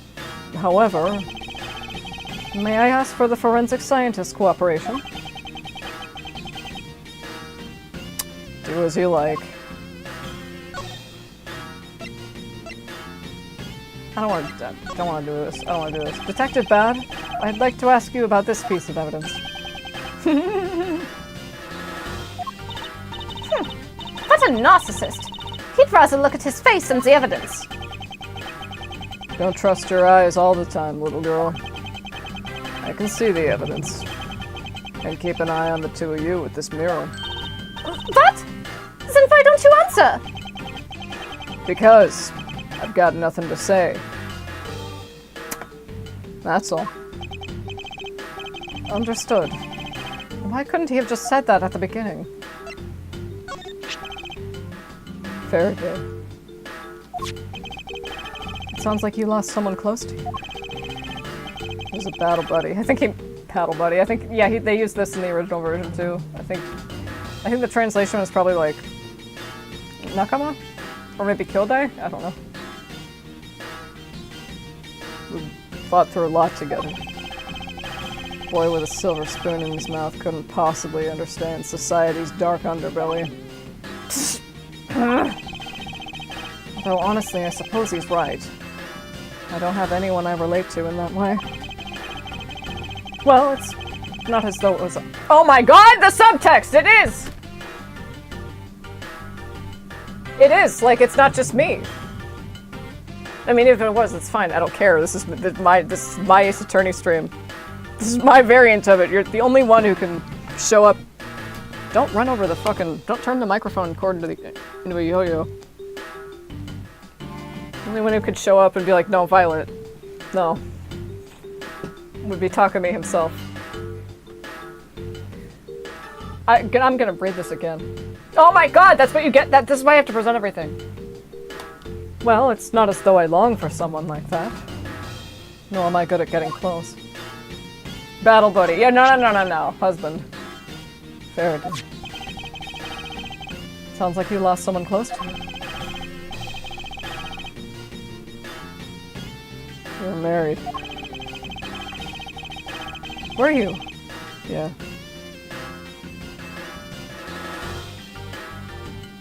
Francisca, apologize. How was I supposed to know? Right. How was she? Edgeworth gets the sense he means that sincerely. Boy with a silver spoon in his mouth couldn't possibly understand society's dark underbelly. Although, honestly, I suppose he's right. I don't have anyone I relate to in that way. Well, it's not as though I long for someone like that. Nor am I good at getting close. You hungry? Detective Bad, I'd like to ask you about this, and he's not going to show it to me.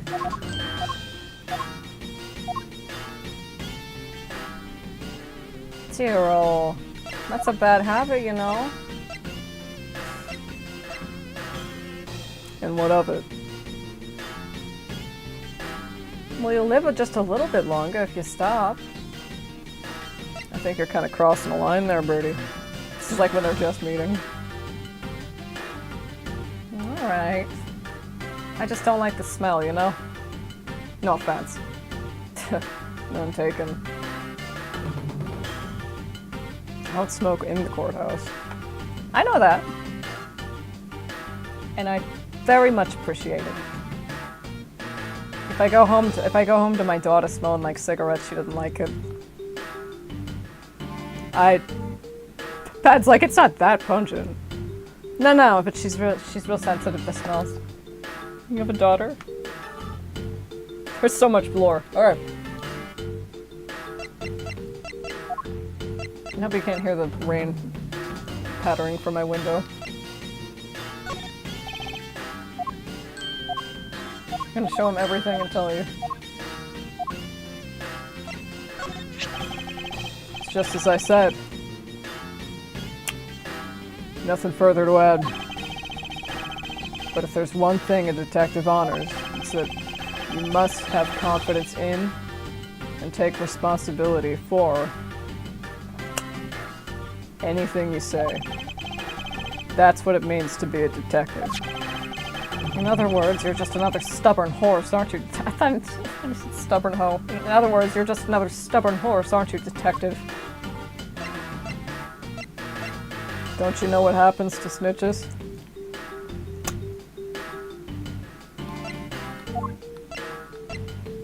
It's not good. Well, elaborate. They end up having to see doctors a lot more, little miss.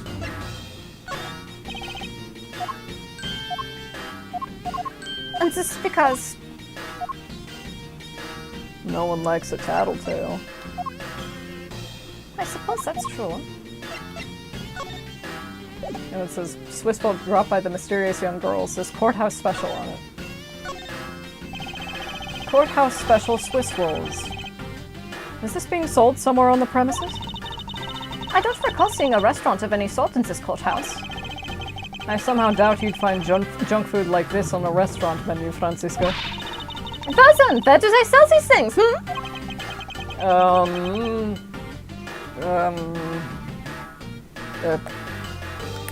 Convenience store, I suppose. Well, I'm sure there's no convenience store in this courthouse, Miles Edgeworth. Where in the world did this come from? And maybe there's a vending machine that sells these over there, pal. Detective. Literally had no money on him until he cashed this. I love this. I love this description of it. Literally had no money. Jotted down in my organizer. Literally so broke. Literally. Oh my god, so broke. How much do you make? What, Detective Bat, what was your annual bonus this year? Why the hell do you want to know that? Just out of curiosity to compare it, you know, to compare it to the Good Detectives. I think he's by now Edgeworth has logged that Bad doesn't have a thing to say about a stutter. He's like, I appreciate that. Huge if true. Okay. Homework that I like to do because it's fun. It's not homework. Pink piece of trash and then windowsill cactus. I think we can put those two things together.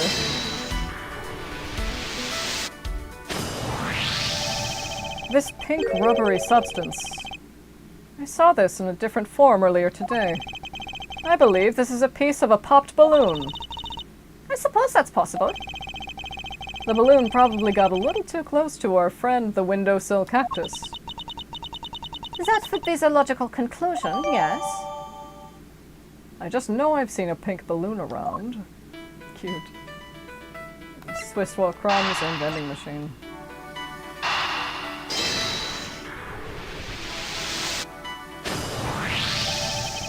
These bits of chocolate and cake. Could they not have come from a Swiss roll? A Swiss roll? Why would a courthouse sell a thing like that? It may not seem like the right venue. However, it is being sold right over there. The vending machine? Ah, I see. Stay neutral as a Swiss do until the end for these. 2 for $6? Talk about expensive. For the poor, that is. Leaving the fact that it's on the expensive side aside, the fact that the cake crumbs and chocolate bits were found in this hallway suggests that they came from a Swiss roll that was purchased from this machine. I think I have a pretty clear picture of what happened here now. Naturally. After all, I'm here, aren't I? Detective Gumshoe must have sat on this bench as he ate a Swiss roll. Ah! And as he ate, he dropped it on the floor and sullied the bench. Detective Gumshoe's fingerprints data updated my organizer. Detective Gumshoe apparently sat here as he ate a Swiss roll. How could he have paid for it? How could he have not cleaned up after himself? How utterly despicable! Don't you dare whip me again! It wasn't I who made the mess in the first place! It's like, she doesn't usually listen when I try to be like, please, no, not me! Not me this time. I see that you're still bleeding. I'm starting to feel bad. He's like, then stop whipping me! She just kind of like... She doesn't whip his knee, but she just sort of like flicks it at him. It doesn't hurt. Like just the most half-hearted, half-assed, like, It's like, he still flinches. Anyway, if it was indeed Detective Gumshoe who bought the Swiss roll, that creates a rather interesting contradiction of facts. A contradiction? Where? I think another look at the special Cortras vending machine is in order.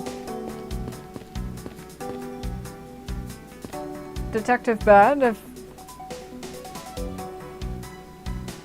You strike me as the type who enjoys a sweet every once in a while. I'm not hungry.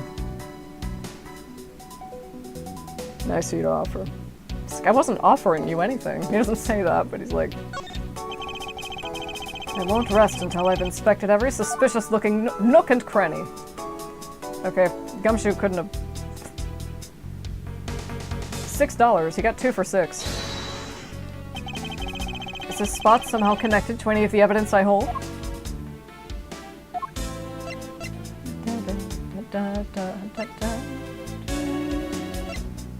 Now there are 2 of them.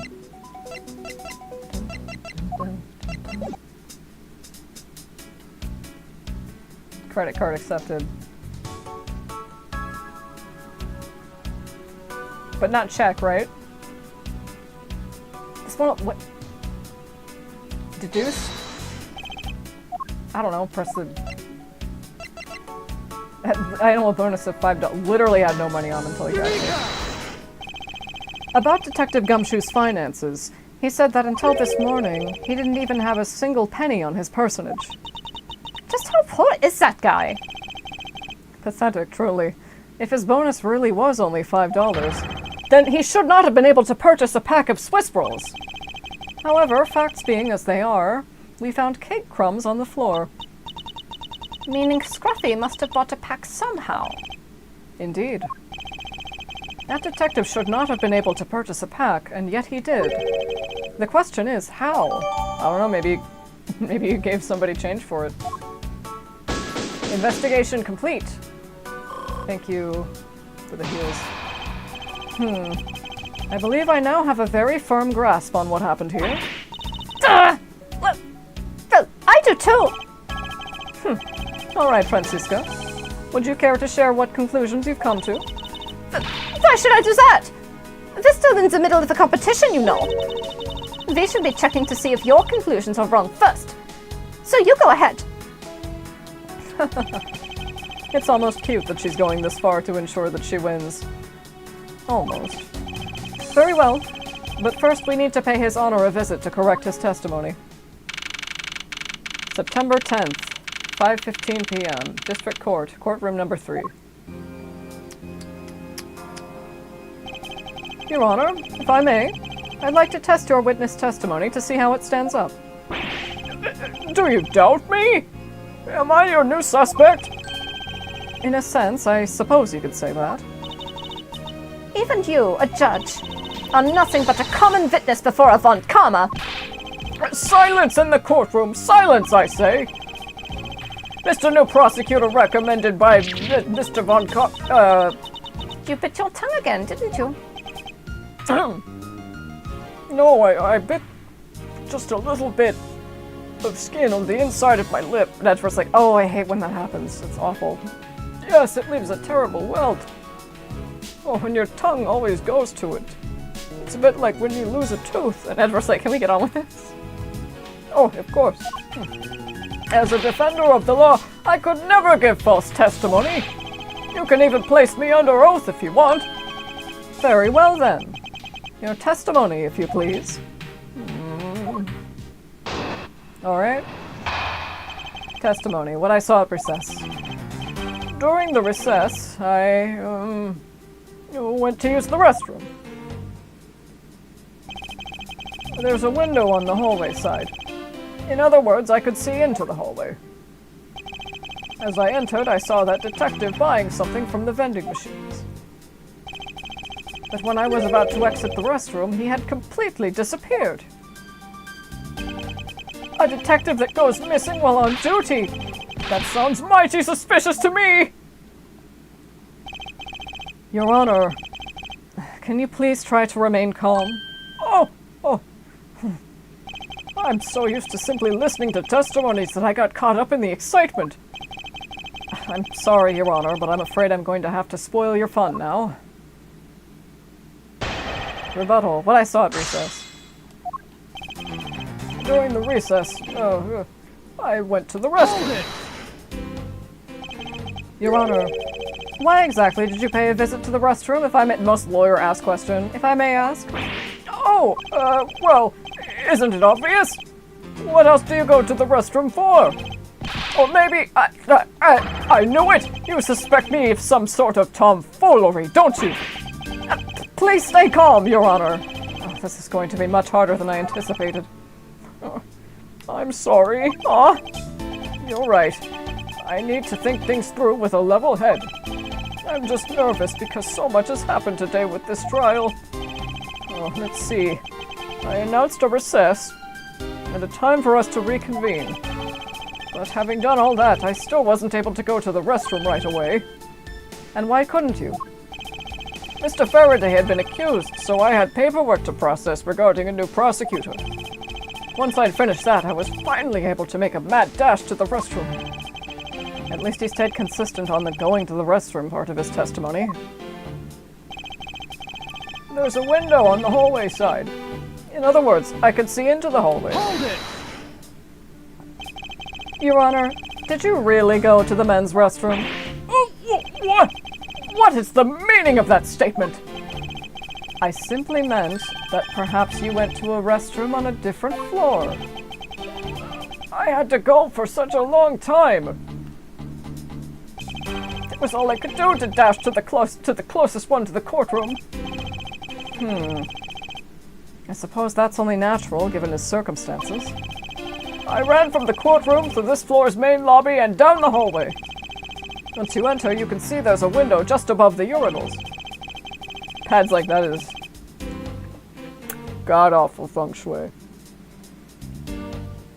So it seems, and it was through that window that you witnessed Detective Gumshoe, Your Honor? Yes, exactly! Your Honor, there's no need to yell. I can hear you just fine. Oh! I guess I put a little too much into that last answer. I was trying to match your tone, Mr. Edgeworth. There's no need for that, Your Honor. Now then, let's continue with the testimony. As I entered, I saw that detective buying something from the vending machine. Hold it! Are you sure that the person you witnessed was Detective Gumshoe, Your Honor? Yes, I'm absolutely sure. It's hard to miss someone of his stature, even from as far away as the restroom. Besides, I can't think of anyone else with that kind of hairstyle and big beige coat.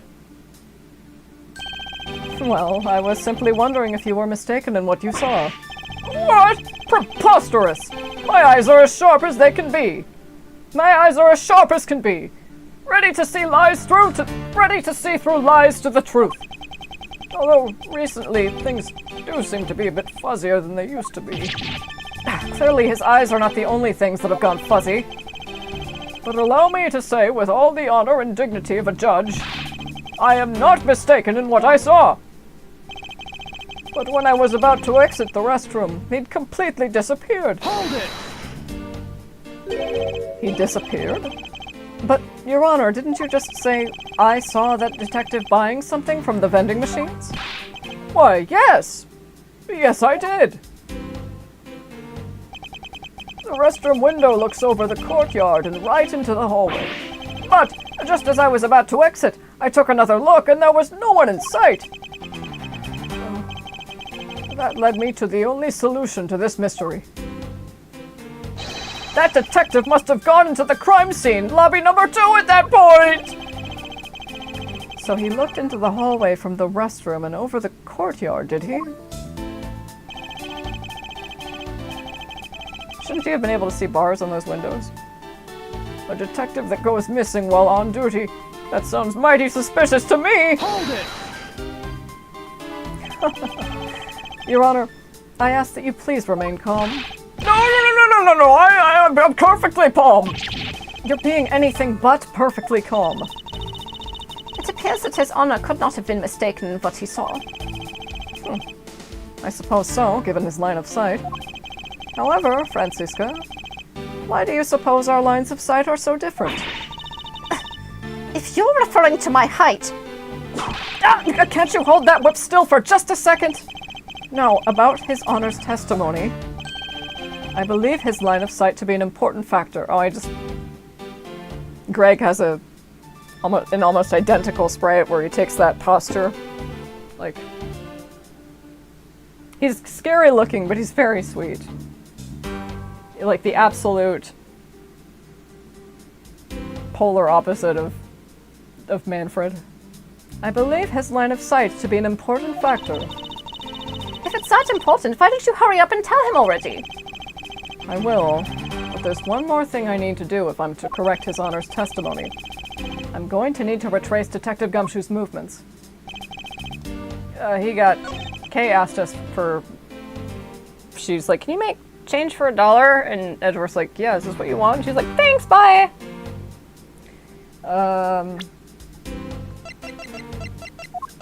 Aren't there bars in the window?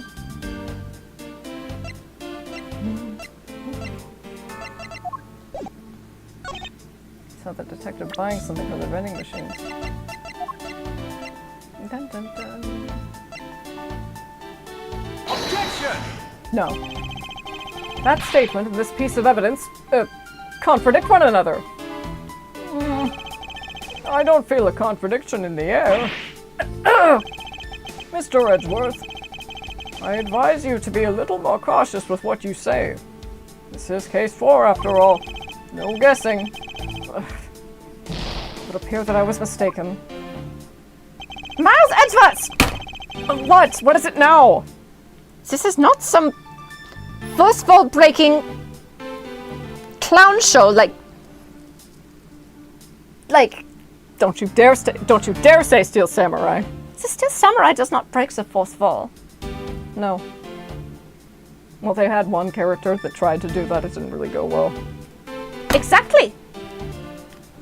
So don't you try to follow their footsteps. And why would I do that if they were inefficient? You do many things inefficiently. You do many things inefficiently. Like that. Like taking out the trash. That depends on the kind of trash. I'm talking about the garbage kind. What garbage? All trash is garbage. No, I'm talking about do your chores. I hate taking out the garbage, Francisca. It's your turn, Miles Edgeworth. Put it on my tab. Excuse me.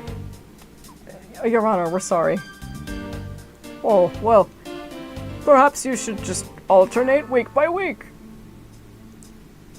Or, oh, you could also flip a coin. My grandson does this quite a bit. That's a wonderful suggestion, Your Honor. Thank you. Completely disappeared when you were about to exit the restroom. Dun, dun, dun.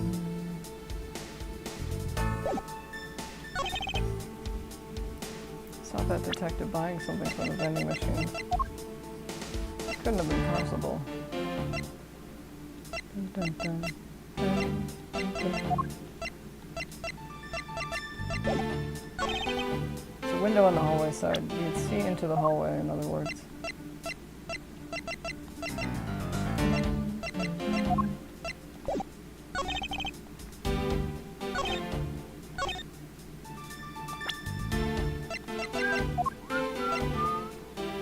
Objection! No, damn it. That statement right now contradicts with this piece of evidence. Really? Your Honor, by my account, there is absolutely no contradiction here at all. Really? Oh, well then. I guess we're still all right. But please continue with the testimony. The two of them overruled me? At this rate, I'll lose the truth to the darkness forever. I need to stay calm, think carefully, and find a flaw in his testimony fast. Because I know Gumshoe had to make change with Kay. Dun, dun.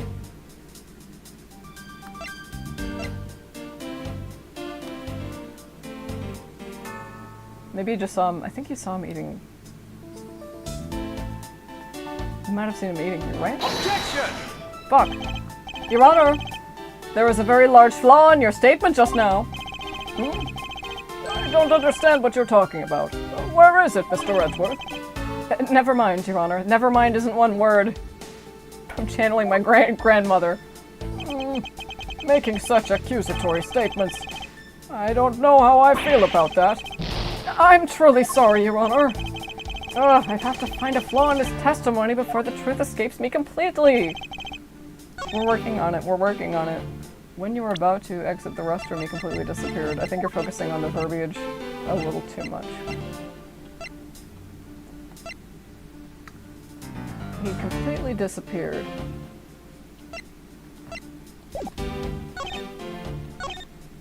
He completely disappeared.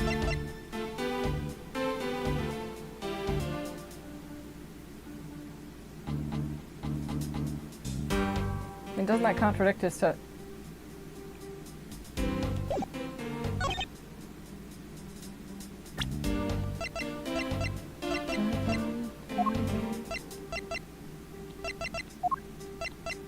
Wasn't in hall on guard duty other than a gunshot.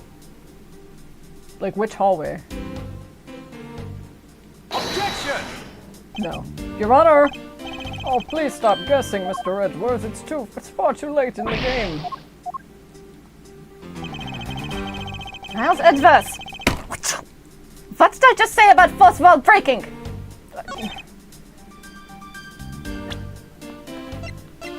You could see into the hallway. Pink balloon.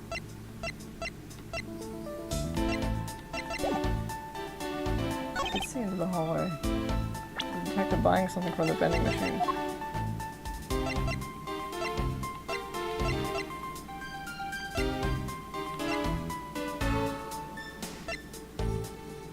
Priced at 2 for $6. Think. Shit, there's math involved. Buying something from the vending machine. You're about to exit the restroom. He completely disappeared. Okay, how could this be possible?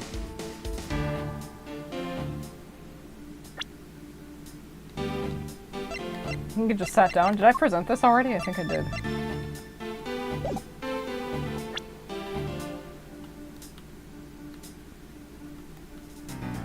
Fingerprints, yeah, I did present that at that statement. Didn't I? Or no? Try it here. Objection!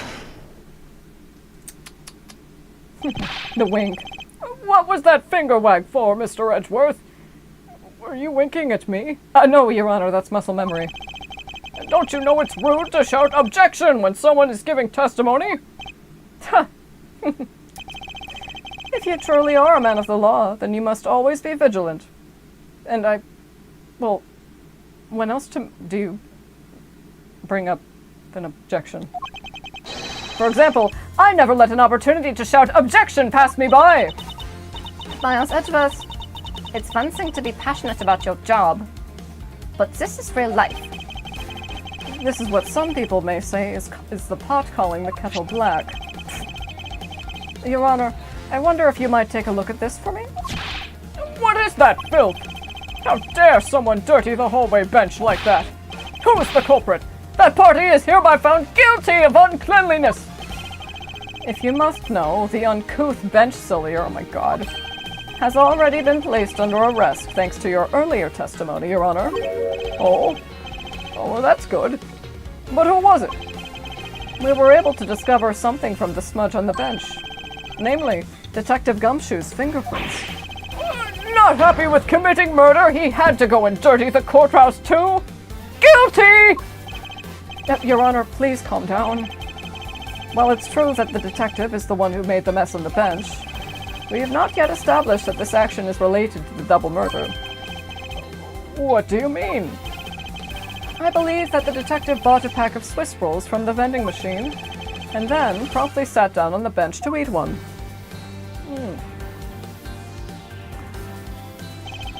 The cake crumbs and pieces of chocolate on the floor under the bench, and Detective Gumshoe's fingerprints prove my conclusions to be true. Oh, but I still don't understand. Is this whole thing related to how I couldn't see him as I was leaving to the restroom? Is this whole thing related to how I couldn't see him as I was leaving the restroom? It is indeed. The window in the hallway was built rather high up into the wall, at around a grown adult's chest height. As evidence, I submit that Francisca herself was unable to see out of that window. I think that was the first time you've stuttered in at least an hour. Well, now I'm... Francisca, did you know that breathing is... You're aware of your breathing now. Yes, it's this. And blinking. Now you're thinking about doing both at the same time. Too busy to whip me! Sometimes she fakes them out. Not this time. Ow! I knew I shouldn't have used her hide as evidence. But basically, what this means is that the area directly under the hallway window is a blind spot when the hallway is being viewed from the men's restroom. Then... It seems that you've made the connection. If someone were to sit on the bench under the window... Yes, even someone as large as Detective Gumshoe would effectively disappear from sight. What? Do you finally see, Your Honor? Your testimony has just proven that Detective Gumshoe was in the hallway the entire time. Oh, sorry. I didn't mean to say it with that much enthusiasm. Hold it! All I wanted to do was try saying that once. Here, let me try that again. Hold it! Is there something of value that you'd like to say? Yes, actually, there is. I remembered something else just now. Mr. Edgeworth, please allow me to testify to the court one more time. Even if we overruled him, he'd just keep on talking, wouldn't he? That might not be a bad thing. The more info, the better in a perfect investigation, right? What I saw, part 2. I suppose it's possible you can't see a seated person from the restroom window. However, that doesn't mean that the detective was sitting there when I looked. Anyway, I forgot to testify earlier about probably the most important detail. As I was leaving the restroom, I heard the loud bang of a gunshot. How is that? That is the testimony of one who judges the crimes of others. Your Honor, could you try to state the important facts first next time? I agree! Before you go around judging others, you should learn to judge your own words. I'm sorry. But honestly, I thought that sound was just a noise popper until now. Now that he mentions it, right before we restarted the... I don't think restart doesn't have a hyphen in it. It does not. That's not what matters. Now that he mentions it, right before we restarted the trial, he did talk about that. Oh, by the way, was there someone celebrating a birthday during the recess? I could have sworn that I heard a popper going off. Come to think of it, the other day with my grandson. The most critical point in his argument is when did the judge look into the hallway? And whether that lines up with when the gun was actually fired. Your Honor, if I may, I'd like to clarify a few details in your testimony. What I saw, part 2.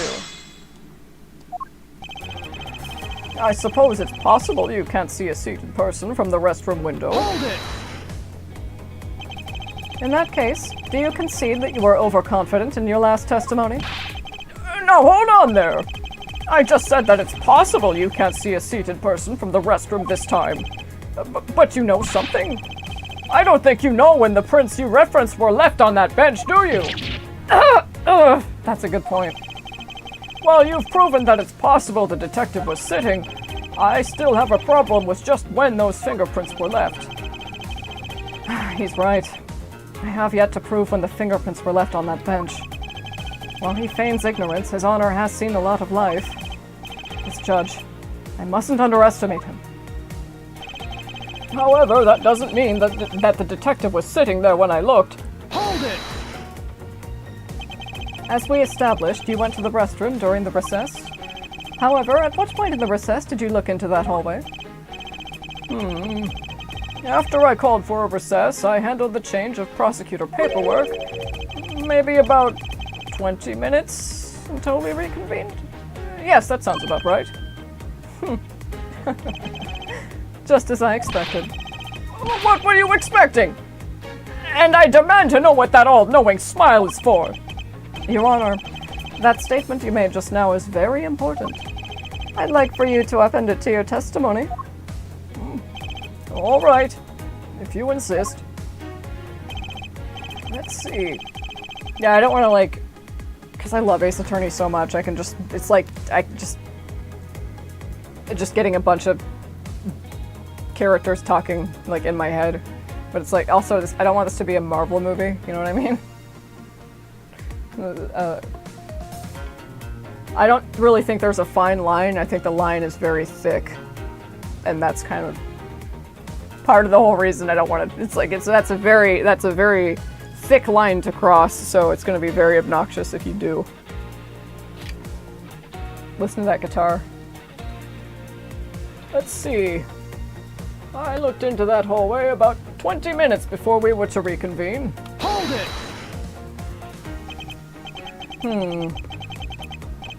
20 minutes before we reconvened. Very well, what did you do after that? Let's see. I had to make some preparations, so I rushed straight back into the courtroom.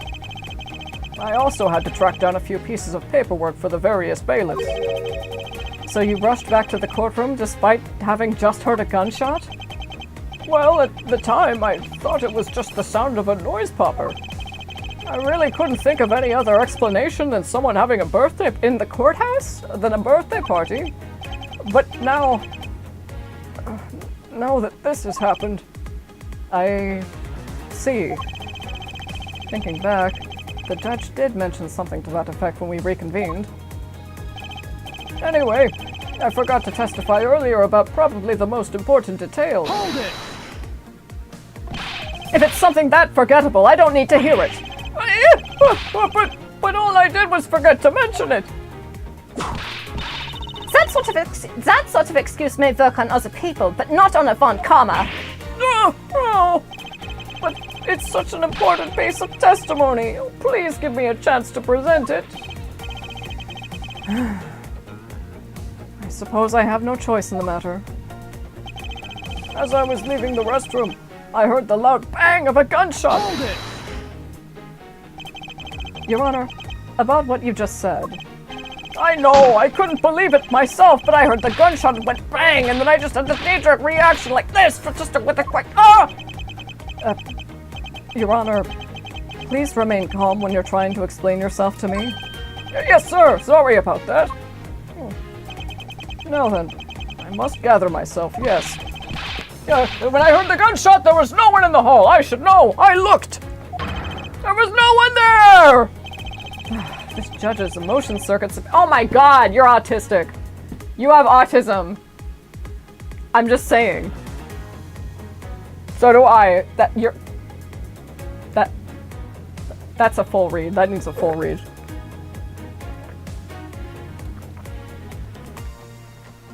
This judge's emotion circuits appear to be stuck on overreact.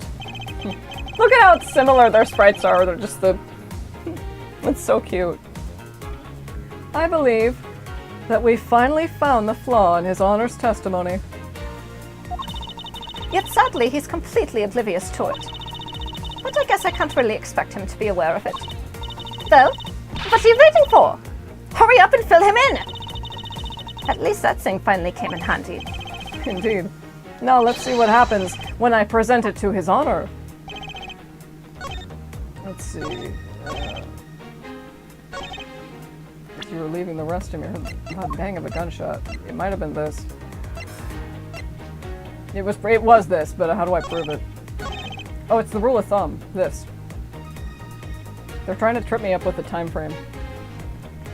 In that hallway about 20 minutes before we reconvened.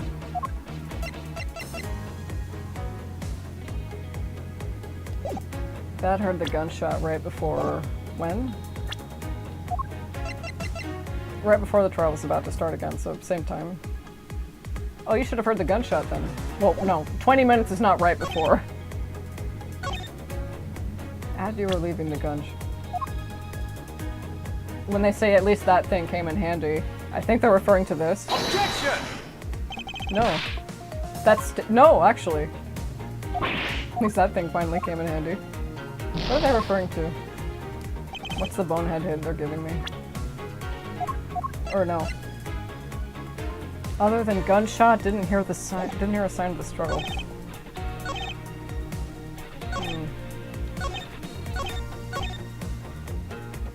20 minutes before you were to reconvene.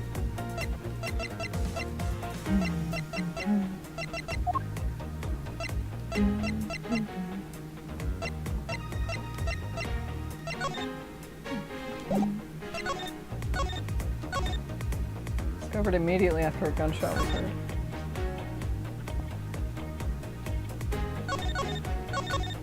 Immediately after the gunshot was heard.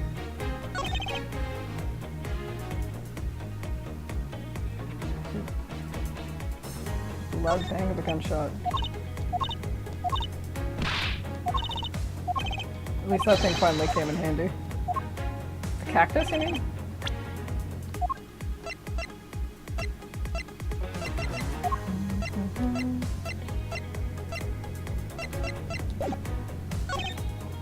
Let's see. 20 minutes before you were reconvened.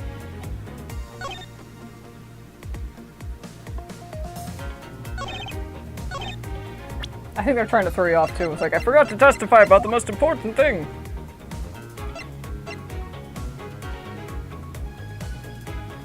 "20 minutes before you to reconvene. Was in the hallway on guard duty. Other than the gunshot, didn't hear a sign of a struggle." Well, that's his testimony, though. No. No, go back. It sounds like my mom operating TV. 20 minutes before you to reconvene. That could be throwing you off, too.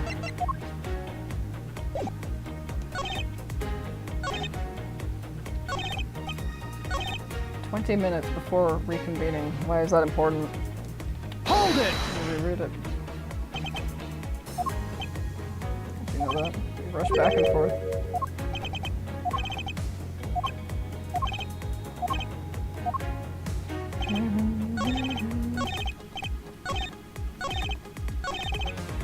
"20 minutes before reconvening."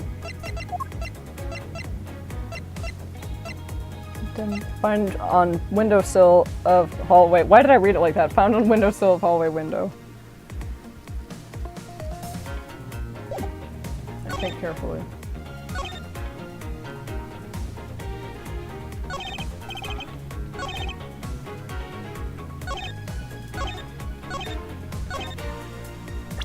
Oh yeah, shouldn't you have seen this on the windowsill then?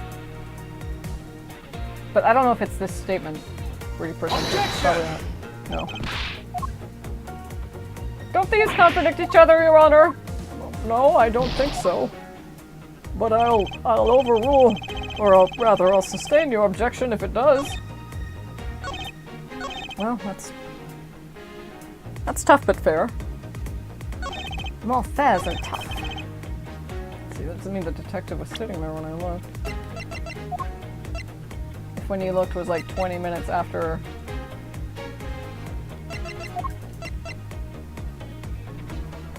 Doesn't mean the detective was sitting there when he looked. Well, he had to have been standing there, right?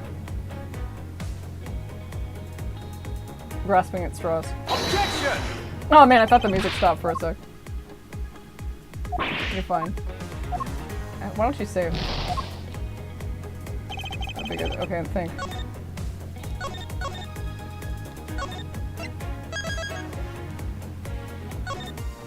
Middle of the judge's testimony. I love how it has all the chapters named and everything. It used to just be pretty simple, straightforward, like case 1, part 2, part 1 to 3, part 1-3 of case. It got kind of confusing after a while. Wasn't the detective was sitting there when you looked? Looked into the hallway about 20 minutes before you were to reconvene. So if he was sitting there... Yeah, shit, that does kind of poke holes in mine. So think of it this way, like what would have to... Okay, turn it around. What would have to happen for this to be true? For Gumshoe to have been sitting down?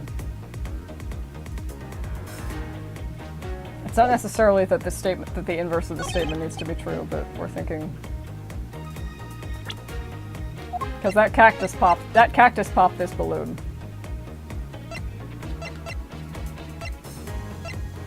But how is that relevant? Most important detail. So you were leaving the restroom, you heard a loud bang of a gunshot. Oh, pff, damn it, okay. It's literally right here, it's been in front of me the whole time. I had it too.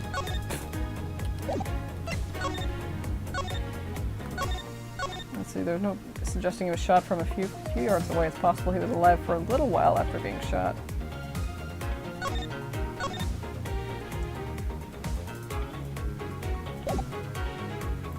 Let's see.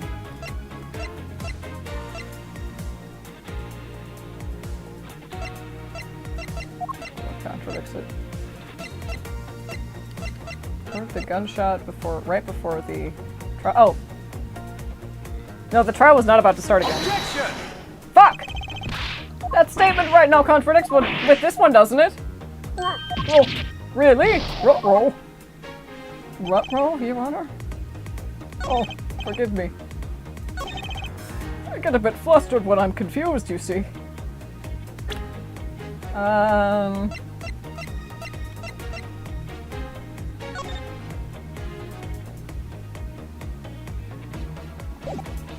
4 p.m. So when did the court reconvene?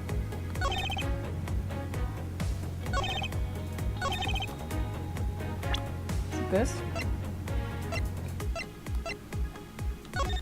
Dun, dun, dun. Well, no. Think! Don't guess.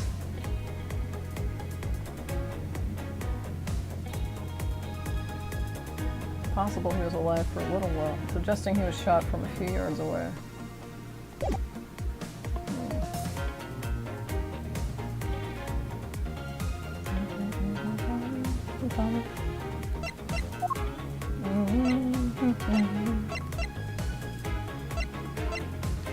So obvious, Miles. Then you tell me what it is. And just give you the answer. You won't even let me do that for crossword puzzles. Well, this isn't a crossword puzzle. It's harder. It's way harder. When was this? Objection! I want to see what happens. Okay. Think. I want to. What will the game over? Also, will we see what Will we see what sprite we were robbed of? Okay, I gotta. Brain food.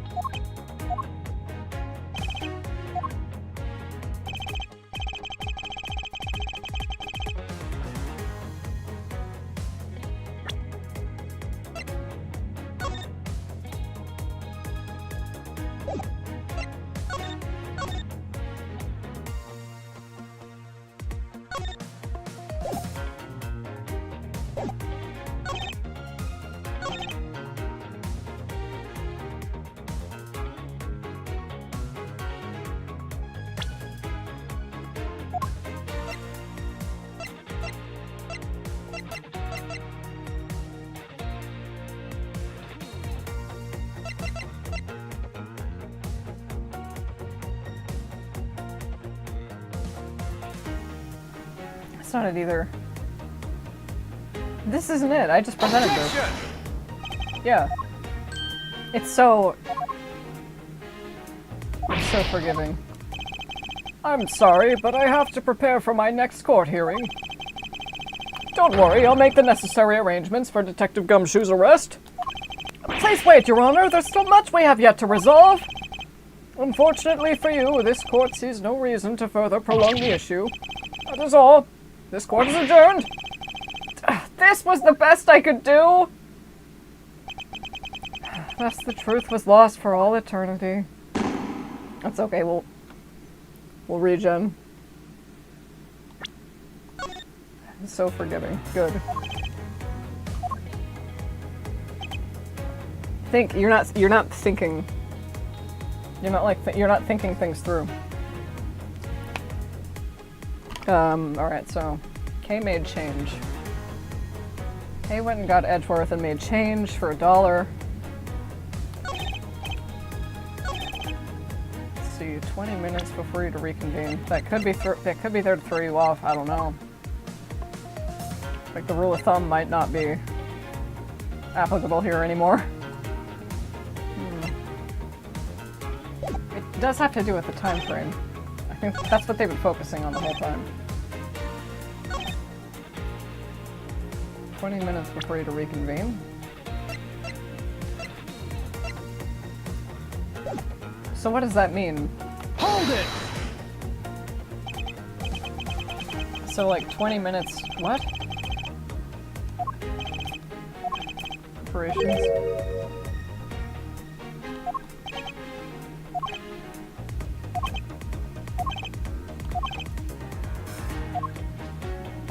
Yeah. Testify earlier about the most important detail.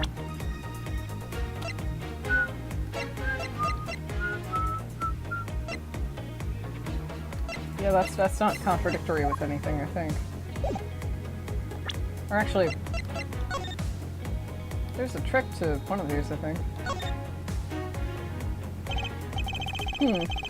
Seems Mr. Faraday was in the habit of using very nice fountain pens. Really? Because my papa uses fountain pens that are much, much nicer than this. The way he signs his name with those pens makes his signature look like pure art. I'm surprised Mr. Von Karma has to sign anything. I thought he'd have a crust stamp made.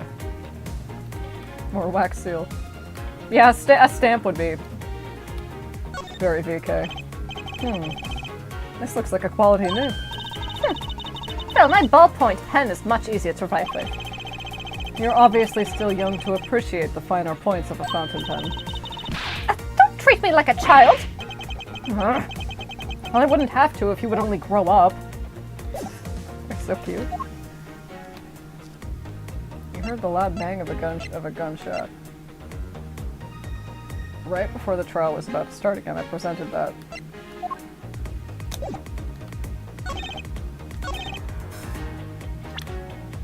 "20 minutes before reconvening."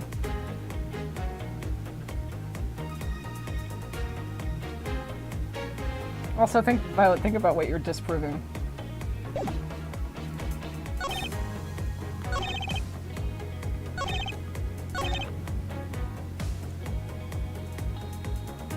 So you're leading the restroom, had the loud bang of a gunshot. Okay, so Kay had to make. Okay, think timeline. Kay ran in to make change with Edgeworth. I think the gunshot happened after that, so I think Gumshoe must have bought the Swiss roll before the gunshot? I think that's where we are. I'm not sure. I'm not positive.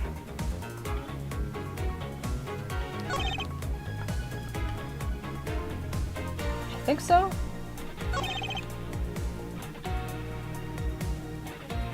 Why did I just immediately forget everything I just said? Okay, I had to make change. Well, he was eating the sweet roll at the time. Sweet roll, Swiss roll. That doesn't mean the detective was sitting there when you looked. Yeah. He could have been sitting down at any time.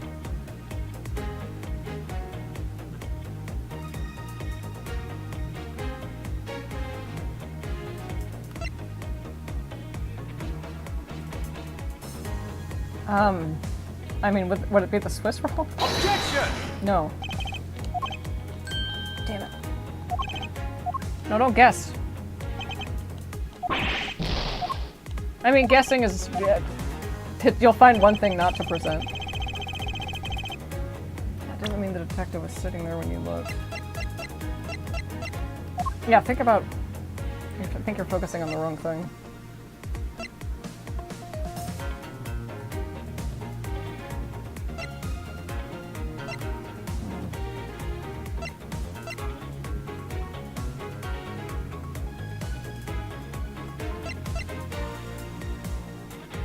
Yeah, how did he get this?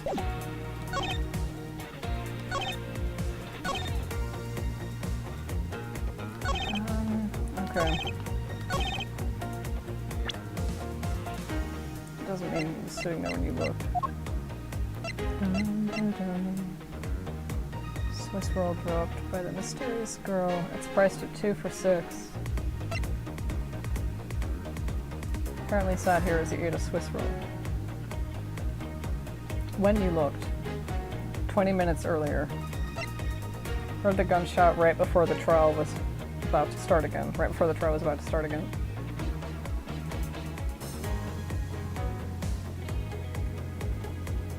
So Bad would be able to confirm whether Gumshoe was there. Would he?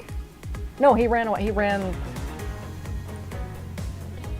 He was running to see his husband for the last time in his life that he didn't know.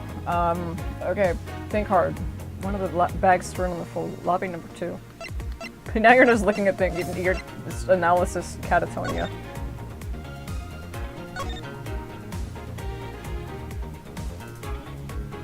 Shock from the stabbing this instant. Suggesting he was shot from a few yards away. Possible he was alive for a little while after being shot.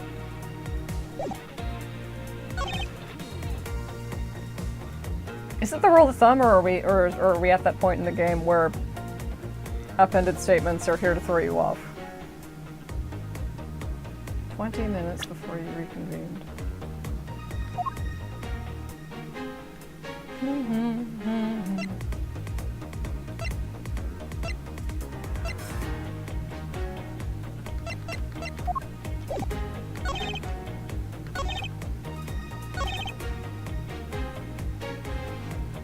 Doesn't mean he was sitting there when you looked.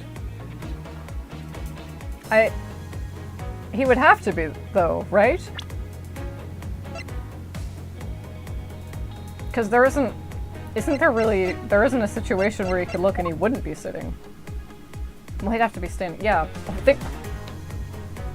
but like when eating the Swiss roll, there's not really a situation where the judge would look over and see him still, right? That's the whole point. That's what we're trying to prove.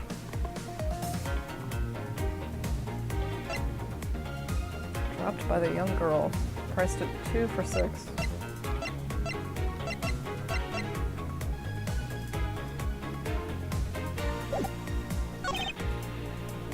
Hold it!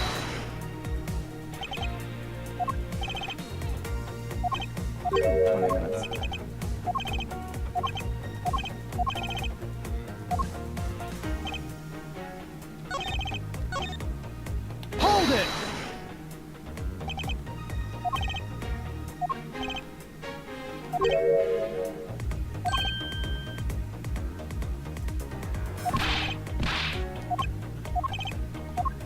the rule of thumb. It's gotta be.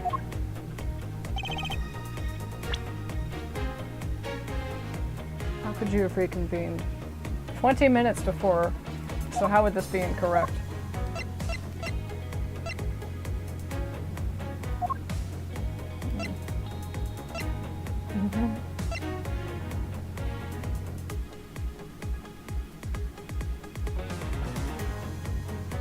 Presenting this would be guessing.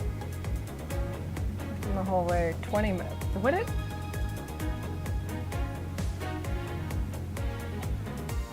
That means you would have heard the gunshot 20 minutes before, right? Objection! Yes, thank you.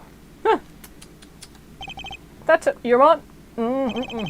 I cannot allow you to make an objection or strange Marvel movie fourth wall breaking comments, Mr. Edgeworth. You only get, I think, a handful of those per stream. What? I was sure it was at least a couple. Your Honor, I'm really sorry, but I cannot allow you to not allow me to make an objection. Egads! I've been overruled. Your Honor, there are simply too many holes in your testimony for my taste.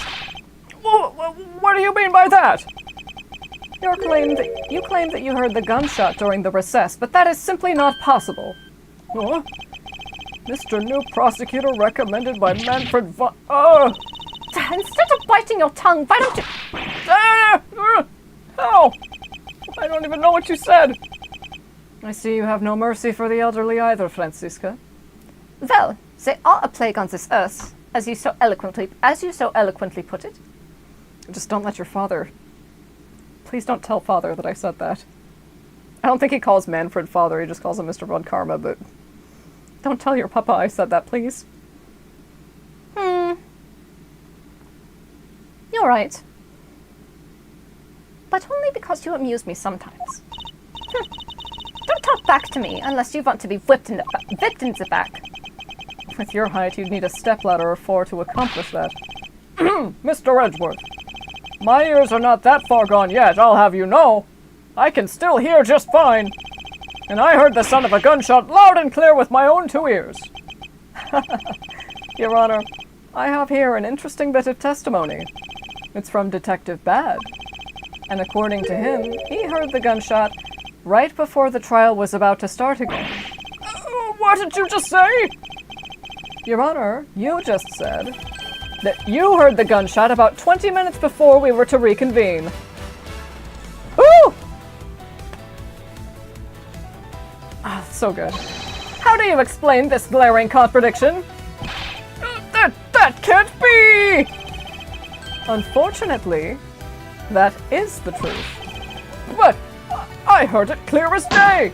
Bang! The loud sound of a gunshot! The sound of the gunshot. We keep returning to this point of contention. And that piece of evidence. I always did wonder why I found it where I did. However, now I understand what that gunshot the judge heard really was. Unfortunately, Your Honor... Fuck, it's so good.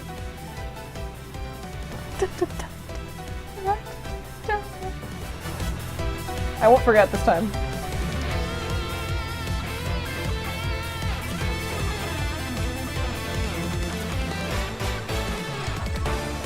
Oh, it's so good. Please. Okay. Unfortunately, Your Honor, this is what really produced the gunshot you heard. Oh, I'll remember. What do they have in it? Yeah, I think it was this. Unfortunately, Your Honor, this is what really produced the gunshot you heard. Take that! I found this object in the hallway earlier. What is that pink substance? It may not look it, but this is actually a piece of a balloon. I see. And I suppose you'd like me to... Oh, that's cute, the evidence. And I suppose you'd like me to accept that pink balloon into the court record? Your Honor, I present this piece of evidence in order to overrule your testimony. What? He pulls it back out to stare at it like, egad! Egad! I've been had! Your Honor, your argument goes as follows. You saw no one in the hallway when you heard the gunshot. Now, there is no guarantee that the detective was sitting on the bench at that time, Therefore, you believe he must have been at the crime scene, defendant lobby number 2. Am I correct? Mm-hmm. Yes, that's exactly right. Let me ask you something. Do you think that the gunshot you heard was produced by a real gun? I think I've said enough that even you can figure the rest out on your own. Your Honor, you were fooled by the popping of this balloon into thinking it was a gunshot. What battery of trickery is this? That was a good effort you put forth, Miles Edgeworth. But if it was me, I'd have wrapped this thing up before the judge even testified. Care to elaborate on how one ends something before it even begins? Well, to be honest, I did think that the sound was a bit off from a real gunshot sound. But who could have guessed that someone would pop a balloon in a place like this? That's true. One doesn't usually think balloons in conjunction with courthouse. Well, no, he said not usually. I want to trade these coins with you. That's it. That balloon that girl was holding. It explains everything. Your Honor, if it makes you feel any better, you didn't lie once in your testimony. However, I can't really vouch for its accuracy. Oh no, that giving testimony could be such a difficult thing to do. What have I done? Oh, I owe Detective Gumshoe a very, very big apology. I'll see to it that myself that he's released. Wait. There are still a few things I've yet to resolve about what happened in the hallway. Your Honor, I request your permission to further question Detective Gumshoe. But why? I thought we just cleared his name. Whether we did just now or not, I still cannot say. The only thing I can do for now is to continue in my quest for the perfect explanation. And to that end, I must resolve the remaining issues pertaining to the events that occurred in the hallway. Very well. Bailiff! Please bring Detective Gumshoe into the courtroom. I must fulfill my mission and find the perfect explanation to this case. September 10th, District Court, courtroom number 3. Whew.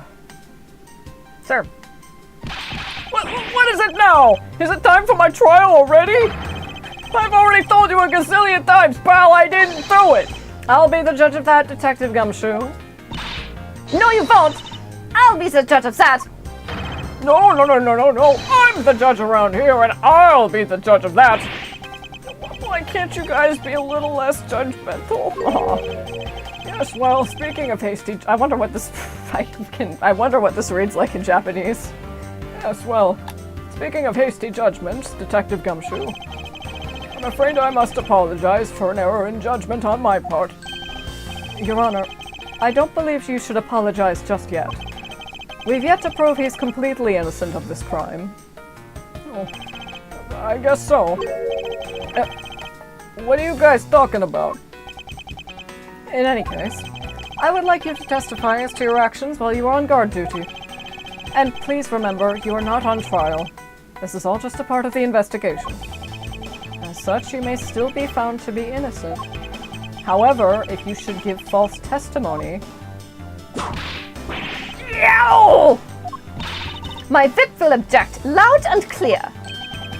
If you're found to be lying, you will be held indefinitely. He's like holding her arm back now. Like, if you are found to be lying, you will be held indefinitely. Understood?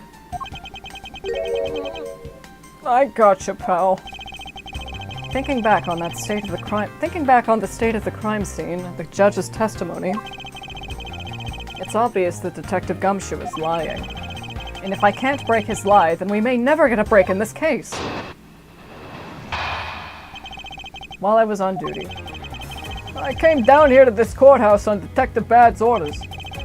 As soon as I got here, he ordered me to stand guard in front of lobby number 2. From that time on, until I heard the gunshot, I was in the hallway the whole time. On my honor as a detective, I swear it wasn't me, pal. He's still singing the same tired tune. In that case, I'll just have to change the melody. Oh, that's cute. I know he's lying, and it's time I pulled the information I need out of him. I'll just have to change the melody. You have autism. That's like, why is this something I would say? Well, I was on duty. I came down here to this courthouse on Detective Bad's orders. Hold it! So, was it really Detective Bad who called you down here? You bet it was, pal! I was left in charge of the precinct while everyone was out and this call comes in. I want you down here in 1 minute flat, he said. I'm not too good at impressions. Anyway, I thought this was my big chance, my first case, you know, so I made a mad dash down here.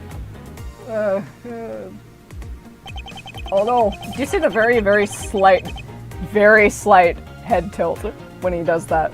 I love the attention to detail in the investigation spreads. I said this a million times. You're gonna hear it a million more. Although I couldn't exactly get here in a minute flat. So how long did it take you? About 10 minutes, I guess. And what was Detective Bad doing when you finally made it? He was waiting for me down on the first floor in the entranceway, pal. And he wasn't incensed that you were late? No. No, he wasn't. Not at all, actually. So nothing like Mr. Faraday. No. Yeah. Which is it, no or yes? No, yeah. No, he was not upset like Mr. Faraday was. I was falling all over myself apologizing, actually, but he just said not to worry about it. Is that so? Yeah. Kind of threw me off. I thought, I don't know what I was thinking. As soon as I got here, he ordered me to stand guard in front of lobby number 2. Hold it! And by he, you mean Detective Bad, of course.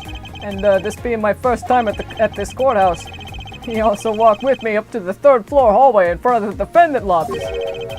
And did you meet anyone along the way? Well, just as we entered the hallway, we ran into Miss Yu. When he heard from Miss Yu that Mr. Faraday was not to be interrupted, that's when Detective Bad told me to stand guard in the hallway, pal. So far, Detective Gumshoe's testimony is matching up with Detective Bad's. Don't present it just yet. From that time on, up until I heard the gunshot, I was in the hallway the whole time. Hold it! You claim to have been in that hallway the whole time. However, is it not a fact that you did something while you were in that hallway?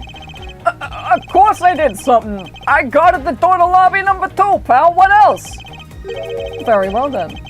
And what exactly does guarding that door entail? Well, I mean, to put it simply... Oh, I know! It was my job to stand in front of the door without moving an inch! Oh?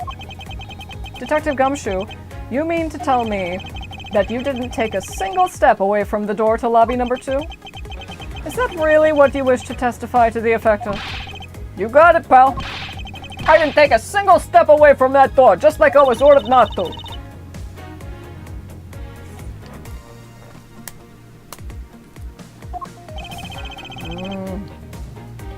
He gets out of his gavel, he's like...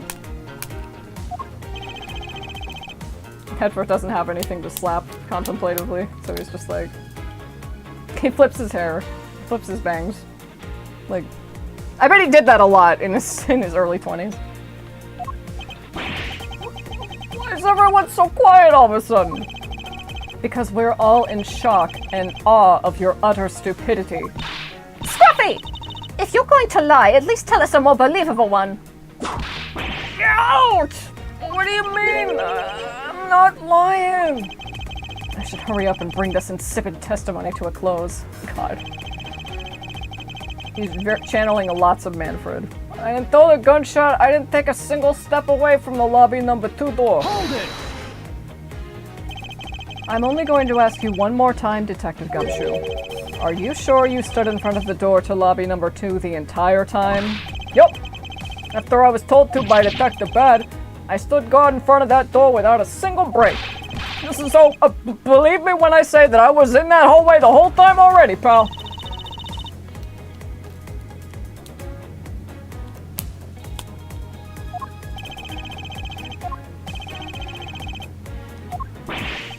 Why did everyone go quiet all of a sudden again? You guys, I'm gonna think... You're gonna give me a heart attack. Apparently, someone has a bit of trouble reading between the lines. Oh! Well, what's that supposed to mean? I don't... Be quiet! Ouch! No! I should hurry up and bring this insipid testimony to a close. On my honor as a detective, I swear it wasn't me, pal. Hold it! Would you also be willing to swear that there was no one else in the hall besides you? What are you talking about? I just swore to you that I was doing my job, pal. Oh? Then what are you acting so nervous for? What? Oh, I'm not nervous at all, pal. Not at all. I'm fine. Anyway, not a single person other than myself was in that hall the whole time. Just me. No one else. Not a single soul. Alright? I should just let it go. Pursuing this train of thought at this time would just be a waste of time. To have such a foolishly foolish contradiction in such a foolishly foolish testimony is just plain old foolish. Indeed.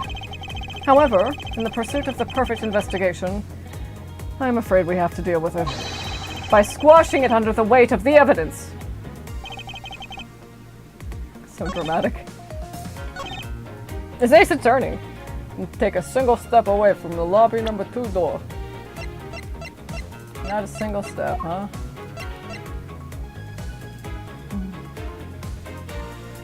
Objection! I have an objection. What is it, pal? It's, hey, see, I stutter when I get nervous too. Don't make fun of me for it, all right? Edward's like, he laughs, but he's like, only because he knows it hits him then what Gumshoe's trying to do. He's like, I just told you not to laugh, pal. He's like, I'm not. Why would I ever do such a foolish thing? Such a foolishly foolish thing as to make fun, as to poke fun, as to mock someone's momentary speech impediment of lying? Francisca, do you get speech jammed when you lie? I'm not familiar with this term. Do you lie a lot, Francisca? That information is of no use to you. He's like, so maybe yes, no? You two gonna hurry it up or what? I'm gonna have a coronary over here. Detective Gumshoe, I wonder if you might recognize this from somewhere? Hey, it's one of those things! They're the courthouse special Swiss rolls, right, pal? Precisely. In that case, I suppose that you also recall the sullied hallway bench? Hey, you know what?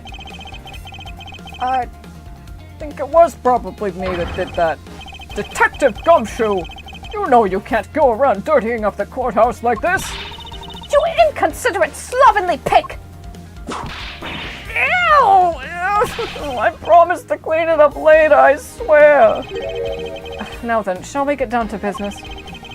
About the fact that you didn't move even a single step from in front of that door, weirdly worded maybe. About the fact that you didn't move even a single step from in front of that door. If that were really the case, then how were you able to buy a pack of Swiss rolls? I had a really long back scratcher, pal. Oh, please. Furthermore, if you didn't move a single step from in front of that door, how did you manage to get the bench dirty with your grubby hands?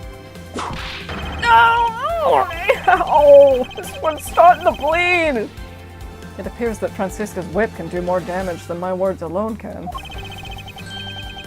Would you like to disinfect that, Detective? No, it's gonna sting. Well, that means it's working. I'm not 6, pal. 36. I'm 26! I'm 26! He pats the back of his head. He's like, yeah, you don't... Edward's like, what are you doing? Nothing. I confess, pal. I was hungry, so I bought a pack for myself, okay? Thought I'd get chewed out again if anyone found out about me eating on the job. You know, I have to shovel my my daily rations down my throat in less than 15 seconds. So I didn't want to say anything. Well, unfortunately for you, I saw you do the whole dastardly deed. I clearly saw you buying a pack of Swiss rolls from the vending machine. Okay.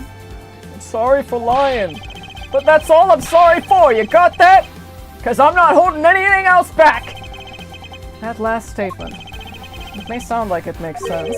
However, there is something I don't quite believe about it. Are you sure you're not withholding further information from us? Huh? Of course not! I ain't got nothing else to hide, pal! Objection! Oh, if only that were true, Detective Gumshoe. But it is true, pal! I swear there's nothing else! Detective Gumshoe, I'm sure you're aware of the price of a pack of Swiss rolls, correct? Huh? Remind me again, pal? That vending machine out in the hallway is selling packs of 2 Swiss rolls for $6 a pack. And yet, according to you, you didn't have any cash on you until you cashed your $5 annual bonus check. Isn't that right? Let me ask then, how did you manage to purchase a pack all by yourself? Can you provide me with a proper explanation to that? I told you I bought it by myself, pal! There wasn't anyone else in that hallway with me, so there's no one who could have helped me buy it. Wait, don't tell me. You got some kind of proof that there was someone else in the hallway, don't you? Correct. Oh, as if you could. I mean, what are the chances of it? Wait. You do? Of course I do. What? No! What proof do I have that there must have been someone else there in the hallway? It's the balloon again. Take that! What the heck is that? I knew you didn't really have anything. You prosecutors are all the same, always lying to people. You should stop, you know. I refuse to be lectured by the likes of you, detective. Miles! How long do you plan on being strung along by this moronic detective? I have no intention of falling for his lie because there was definitely a second person. Because if he was truly alone all along, then that piece of evidence should not exist. Yeah, that's right. I mean the Swiss roll. Take that! There's another one. Hey, you showed that to me not 2 seconds ago, pal! Don't you know the rule of thumb? If you just showed it, it can't be that. I think you're under the mistaken impression that I bought this pack of rolls. Wait, if you didn't buy it, that means you must have stolen it, you thief! What? I would never do such a thing. I can afford $6 for a sweet roll. All you liars are the same. You start out as thieves. You're under arrest, pal. I believe you meant to assert that all thieves start out as liars. And in that case, what does that say about you, detective? This particular Swiss roll. He's like, I am so glad Manfred was not here to hear me flub that shit. I would get.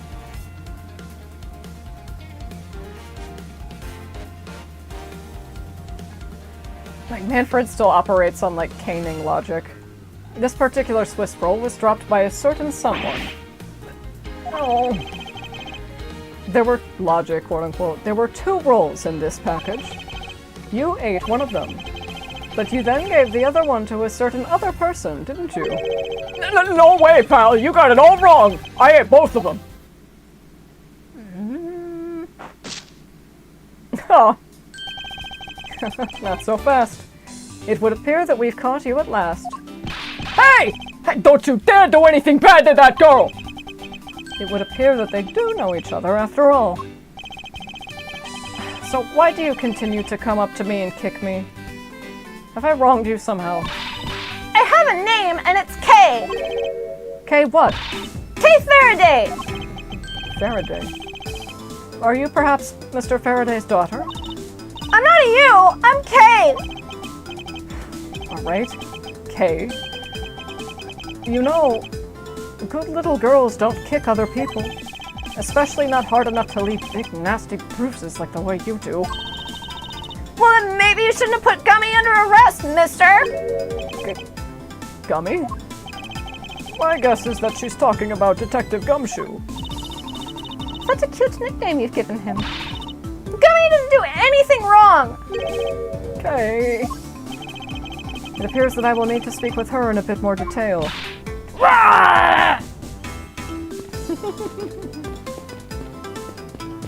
Can I check this? Can I check this out?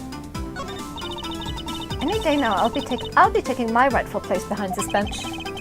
By that time, I should already be standing here. It'd be downright disgraceful if I beat you to it, wouldn't it? If that were to happen, Francisca, I'll eat my cravat. Oh dear. Oh. What is the matter, Your Honor? I claim to hand down fair verdicts, but I unfairly cast suspicion on the big fella. I love that Gumshoe is just universally the big fella. That is the big fella. However tall and wide Gumshoe is, I think Bad is about, like, right-click Gumshoe and hit set scale of, like, 1.2 or something. Like, 1.3. 1.5, I don't know. Bad is... He's tall and menacing, but he's also perfect for hugs. Like Gumshoe, but Gumshoe's not menacing. If this had been a trial just now, I would have destroyed his life! I'm the guilty one. A cab indeed. Oh. We all make mistakes, Your Honor. To err is human, to forgive divine, as they say.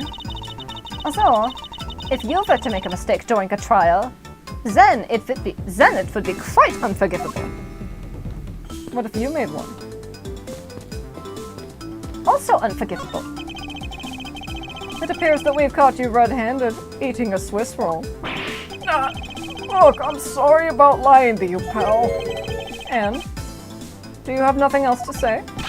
Sure do! It was so fluffy, and sweet, and big. Oh, it was perfection, pal. And totally worth every penny of my bonus. I see.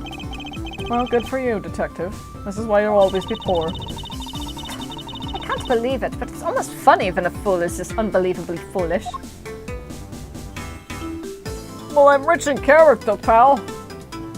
Are you implying that I'm not? Well, you got a lot to learn, kid. Don't kid me. You got more wrinkles than I. No, he wouldn't say that. He wouldn't go that far. He wouldn't say that. He might think it, but he wouldn't say it. We all got a little something, Mr. Edgeworth. Alright. That's so cute. Like the little belt around her. God, that's such a kid thing to do, too. That belt is probably from... That belt is probably just a belt on its own, or it's probably from a different outfit, but she put it over... She, like, put it over her chest to make it seem like, Oh, this is my super secret. This is where I reach in, grab my satchel, and I, like, grab up my throwing knives. I'm like Robin Hood. it's like Final Fantasy belts. That's such a kid thing to do. Now then, okay. Also a very kid thing to do. She's like a stray cat. I wonder if I should feed her something. Aw. Take that! Okay. I promise to give this to you if you calm down. Oh, a Swiss roll! Give it here! It really belongs to you though, doesn't it? Yeah. I was saving it for Daddy. Oh. Huh. Oh my. Your father, he's... don't you dare say another word, pal! She doesn't know yet! Thanks for watching out for me, Gummy. I already know about Daddy. I overheard the guards talking about how Daddy's... He's not here anymore. I'm sorry. I'm sorry I couldn't protect him. Okay.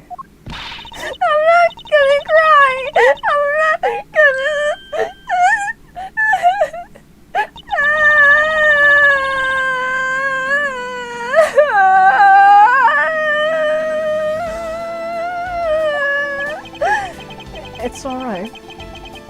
Let it all out. Your father just passed away, after all. I myself was also involved in a case at this courthouse when I was a young child. A case in which my father, who was a defense attorney, passed away. All of my dreams of becoming a lawyer were crushed into fine ash on that nightmarish day. Even now, the wound festers deep in the depths of my soul. Ever since that incident, I've dedicated myself to locking away every criminal I can. And now, to have this happen right in front of me, this child,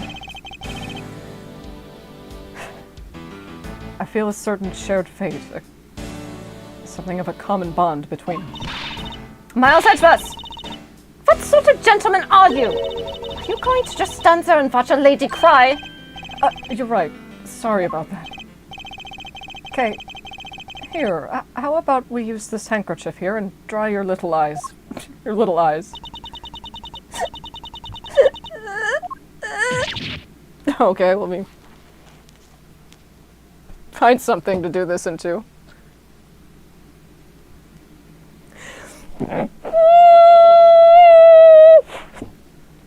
I should have been congested for that.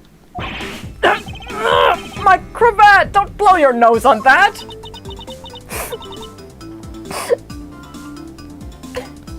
I feel better now. Thanks. Do you? Edgeworth! She doesn't whip him, but she just like elbows him really hard. He's like, ow! Wish you would have whipped me. Okay. Are you going to be alright? Yeah, I'm already alright. Somehow I highly doubt that, but I'm not going to push it. She's compartmentalizing. I promised Daddy I'd never cry in front of strangers. And you're a good kid, aren't you, Kay? You always keep your promises, right? That's right. Even if I can't see Daddy anymore, I'm still gonna keep all my promises. You're a very brave girl, Kay. You are a very good child for keeping the promises you made to your papa. I'll even testify that you didn't cry, just for you. Thank you very much, lady. It's nothing. I'm only telling the truth, after all. That's cute. It would appear that because her father was a respected prosecutor, Francisca is sympathetic to Kay's feelings. Actually, I think it's more than that, too. Will you look at this? Whoa! Daddy showed this to me before. Well, he was a prosecutor, too, so it's only natural that he had one as well. Daddy would pin... Would. We can move past it. Daddy would pin this badge on me a lot, just for fun. Pinning a prosecutor's badge on a child for fun. Daddy said that if he put it on his clothes, a scary prosecutor would get mad. He also said that the scary prosecutor said it was more fashionable to not wear it. I wonder who that scary prosecutor could be. I wonder, could Kay be talking about Mr. Von Karma? He is scary. She's like, Daddy, I want to wear these as earrings. He's like, you're too young for that, sweetie. But they would look good, wouldn't they? Daddy, I want the stick-on earrings. I think you're too young for that, honey. But Daddy, I'm 6. Yeah, I know you are, sweetheart. I know you're 6 years old. I wasn't wearing earrings at 6. Daddy, you don't wear earrings now. Well, I think the hole's closed up, sweetheart. Holes? Well, when you get your ears pierced, you just have a, you have a little, like a thumbtack that you punch through them. That sounds like it hurts. Well, it sure does. It sure does, Gumshoe. It sure does, sweetie. That's why you're not old enough to do it, because it'll hurt. When you maybe, I don't know. Tyrrell! Yeah. Kiki wants her ears pierced, but I'm telling her she's too young. That's true. I'd say, maybe 30. Byrne. 30? I'm never gonna beat 30. Oh, yes, you are, honey. If I and your pops have anything to say about it. Kay, what kind of person was your father? Daddy was a hero of justice. His job was to catch all the bad people in the world. So to you, a prosecutor is a hero of justice, hmm? I suppose we are in a sense, as we are the ones who seek guilty verdicts for criminals. Plus, you know what? Whenever I came to the courthouse, Daddy would buy me my absolute favorite treat, Swiss rolls. Oh? I want to be a hero of justice someday, just like Daddy. So I've been working really hard. I see. And what have you been working hard on? I've been working hard to keep all the promises Daddy and I made together. A promise notebook? May I take a look inside, okay? Sure, okay.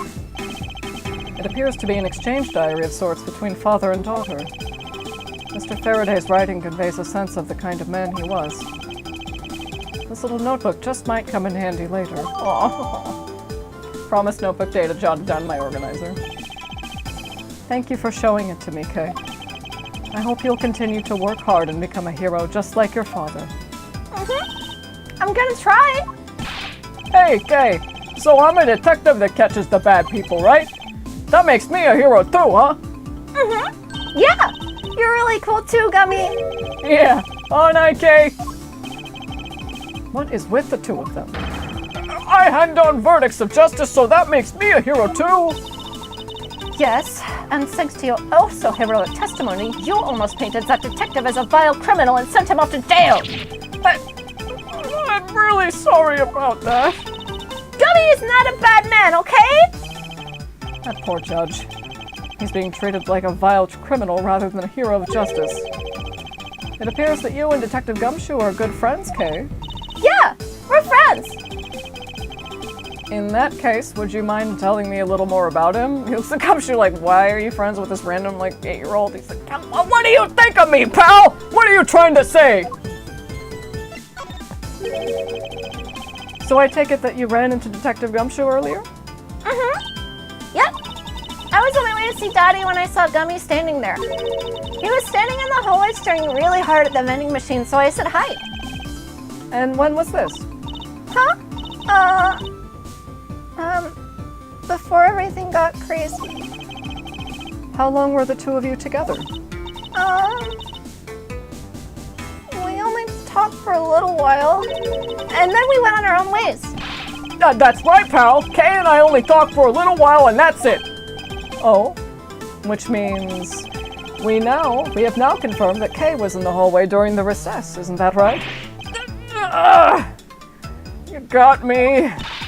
I told you to stop picking on Gummy, mister!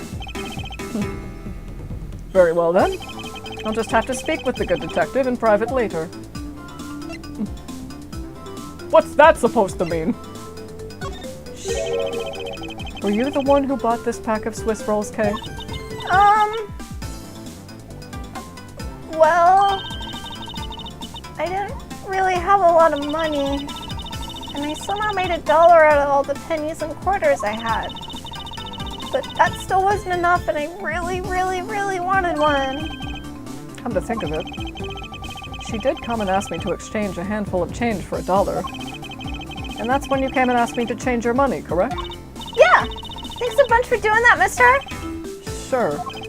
But let me ask you, even with that $1, you still didn't have enough, correct? Well, that's why... Hey! If you bully Kay anymore, I'm gonna have to arrest you, pal. Need I remind you that Yosevan already under arrest? No! No! I sense that Kay is going to be less than forthcoming with this question. Sorry about your roughly thing. Yes, well, now that it's positively drenched in your nasal mucus. Don't worry, Kay. I have a spare. So, here, you can have this one. Aw.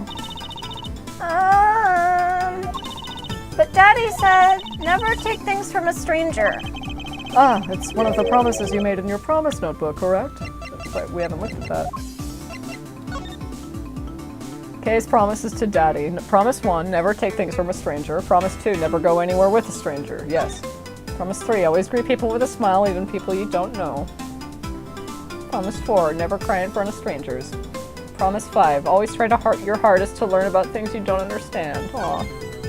Daddy's job is to make sure that everyone follows the rules. Okay? Be a good girl and promise that you'll keep your promises to me, okay? Love, your Daddy. Yeah, look, see? It's right here on this page. Alright then. I'm not giving this to you. I'm merely allowing you to borrow it. You can take it home, wash it nice and clean, and then give it back to me the next time we meet. Okay. Daddy never said I couldn't borrow things from strangers.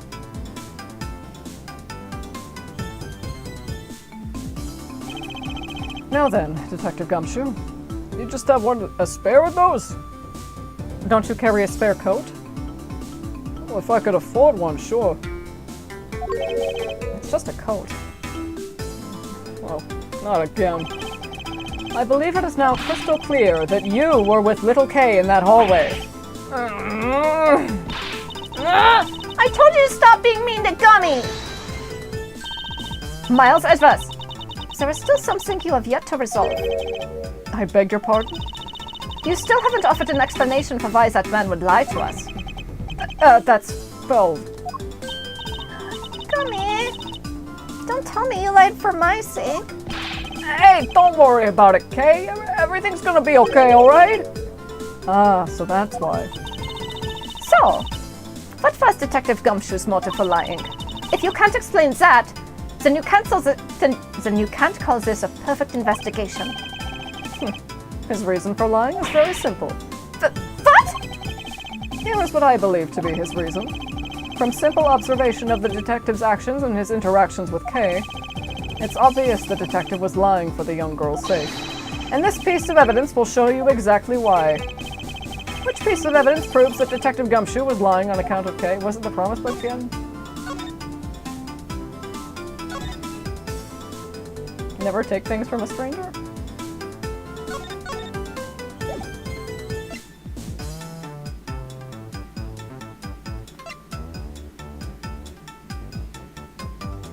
Take that! Mr. Faraday and Kay's promise notebook? How does this explain anything? If you could take a look at this page, it's clearly written that Kay should never take things from a stranger. When Detective Gumshoe heard about that promise, he tried to cover for Kay. What a foolishly foolish fool's fool! What a foolishly foolish fool's full of a foolish reason for a fool! Ow! Mommy! You lied because of me, didn't you? Okay. Because I'm your friend, Kay, that's why! Gummy! At long last. Detective Gumshoe, can you please tell me the whole truth now? Guess there's no beating you, huh, pal? Okay, I'll spill the goods. I've been standing guard for a while, so I was getting really hungry, and that snack vending machine was taunting me. But all the cash you had on you was $5, and that wasn't enough to buy anything, right? After all, the cheapest item in that machine is a $6 pack of Swiss rolls. Yeah, but then like an angel from heaven, Kay showed up. I was thinking about sharing a snack with Daddy, so I wanted to buy a Swiss roll, but I only had about $1 in coins. So we pulled my $5 and her $1 together and bought a pack of Swiss rolls together. But I was worried. I was worried about breaking one of my promises. So then Gummy said, Oh, Mr. Faraday's one scary guy when he gets mad. But don't worry, you won't get in trouble if I don't tell, right? Besides, you bought it with me. You bought it with me, so you didn't really get it from me, you know? he told me it'd be okay. And he gave me a whole roll to save and give to Daddy.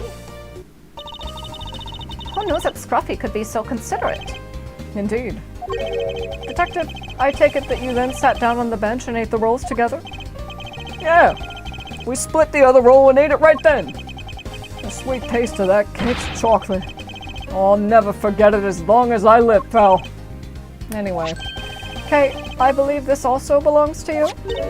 Oh, that's from the balloon I popped. It's bad manners to leave garbage lying around, Kay. I'm sorry. Well, I guess I can't blame you for not throwing this fun piece away. It was sitting high up on a windowsill where you couldn't see it.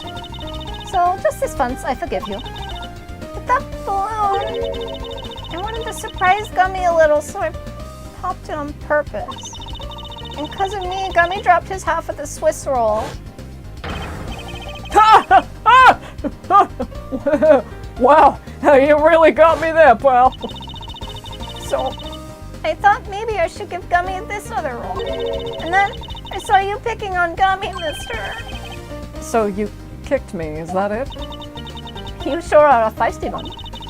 I'm really sorry, mister. It's alright. I'm perfectly unharmed. But about this Swiss roll, would it be alright with you if I held on to it until Detective Gumshoe is cleared of all charges and free to go? Yeah, sure. Just make sure you give it to Gummy afterwards, okay? Of course. I promise. Now then, I believe we've proven beyond a shadow of a doubt, that Detective Gumshoe was in the hallway for the entire duration of his duty, which undeniably proves that Detective Gumshoe could not have committed the double murders. Objection! Hey, bitch. Actually, it proves just the opposite, Edgeworth. You've just shown that Detective Gumshoe is the only one who could have committed the crime. What do you mean? It's quite rude to eavesdrop, Miss Yu.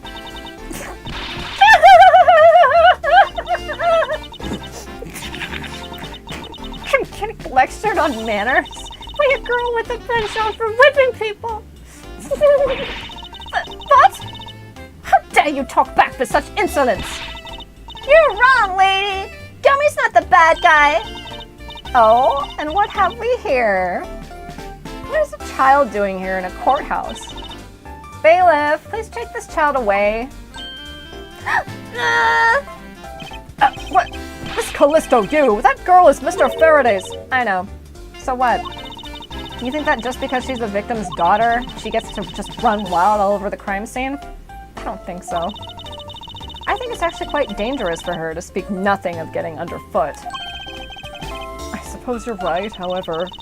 As long as we're in agreement on that point, let's just get back to the real issue at hand.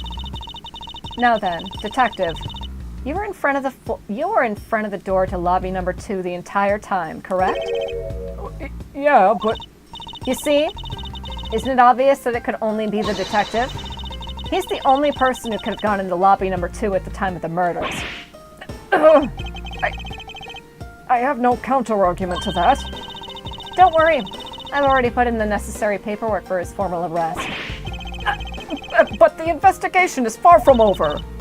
Oh, that's right. I was going to speak with you about that.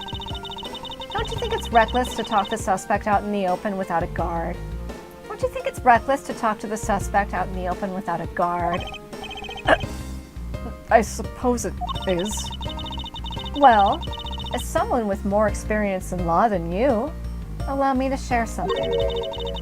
Always keep a good eye on a criminal, or you may regret what comes of your negligence. Oh, Miles, I can't believe you're letting this woman lecture you like this. She's pretty. This is unforgivable as a disciple of Von Karma. Down, Tigress. She is 13. I'm making a joke. You're fucking weird for thinking that.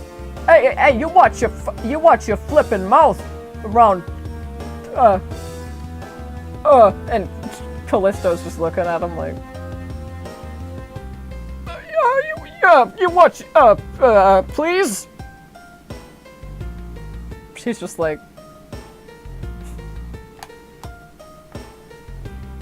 no, Mr. Edgeworth,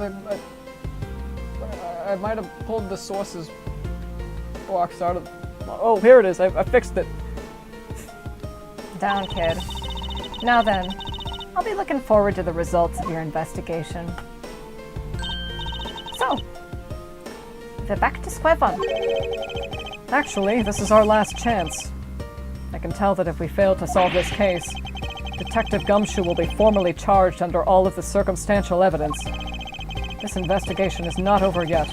There's still one location we've yet to inspect. It's where Detective Bad and Miss Yu were at the time of the crime. Lobby number 1. To be continued. Yes, I would like to save.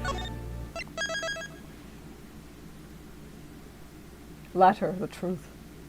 Yeah, that is gonna call it for tonight. So, yay! That was really fun. I love doing my bone voice. Of course I don't hate you because you're from New York, Gumshoe.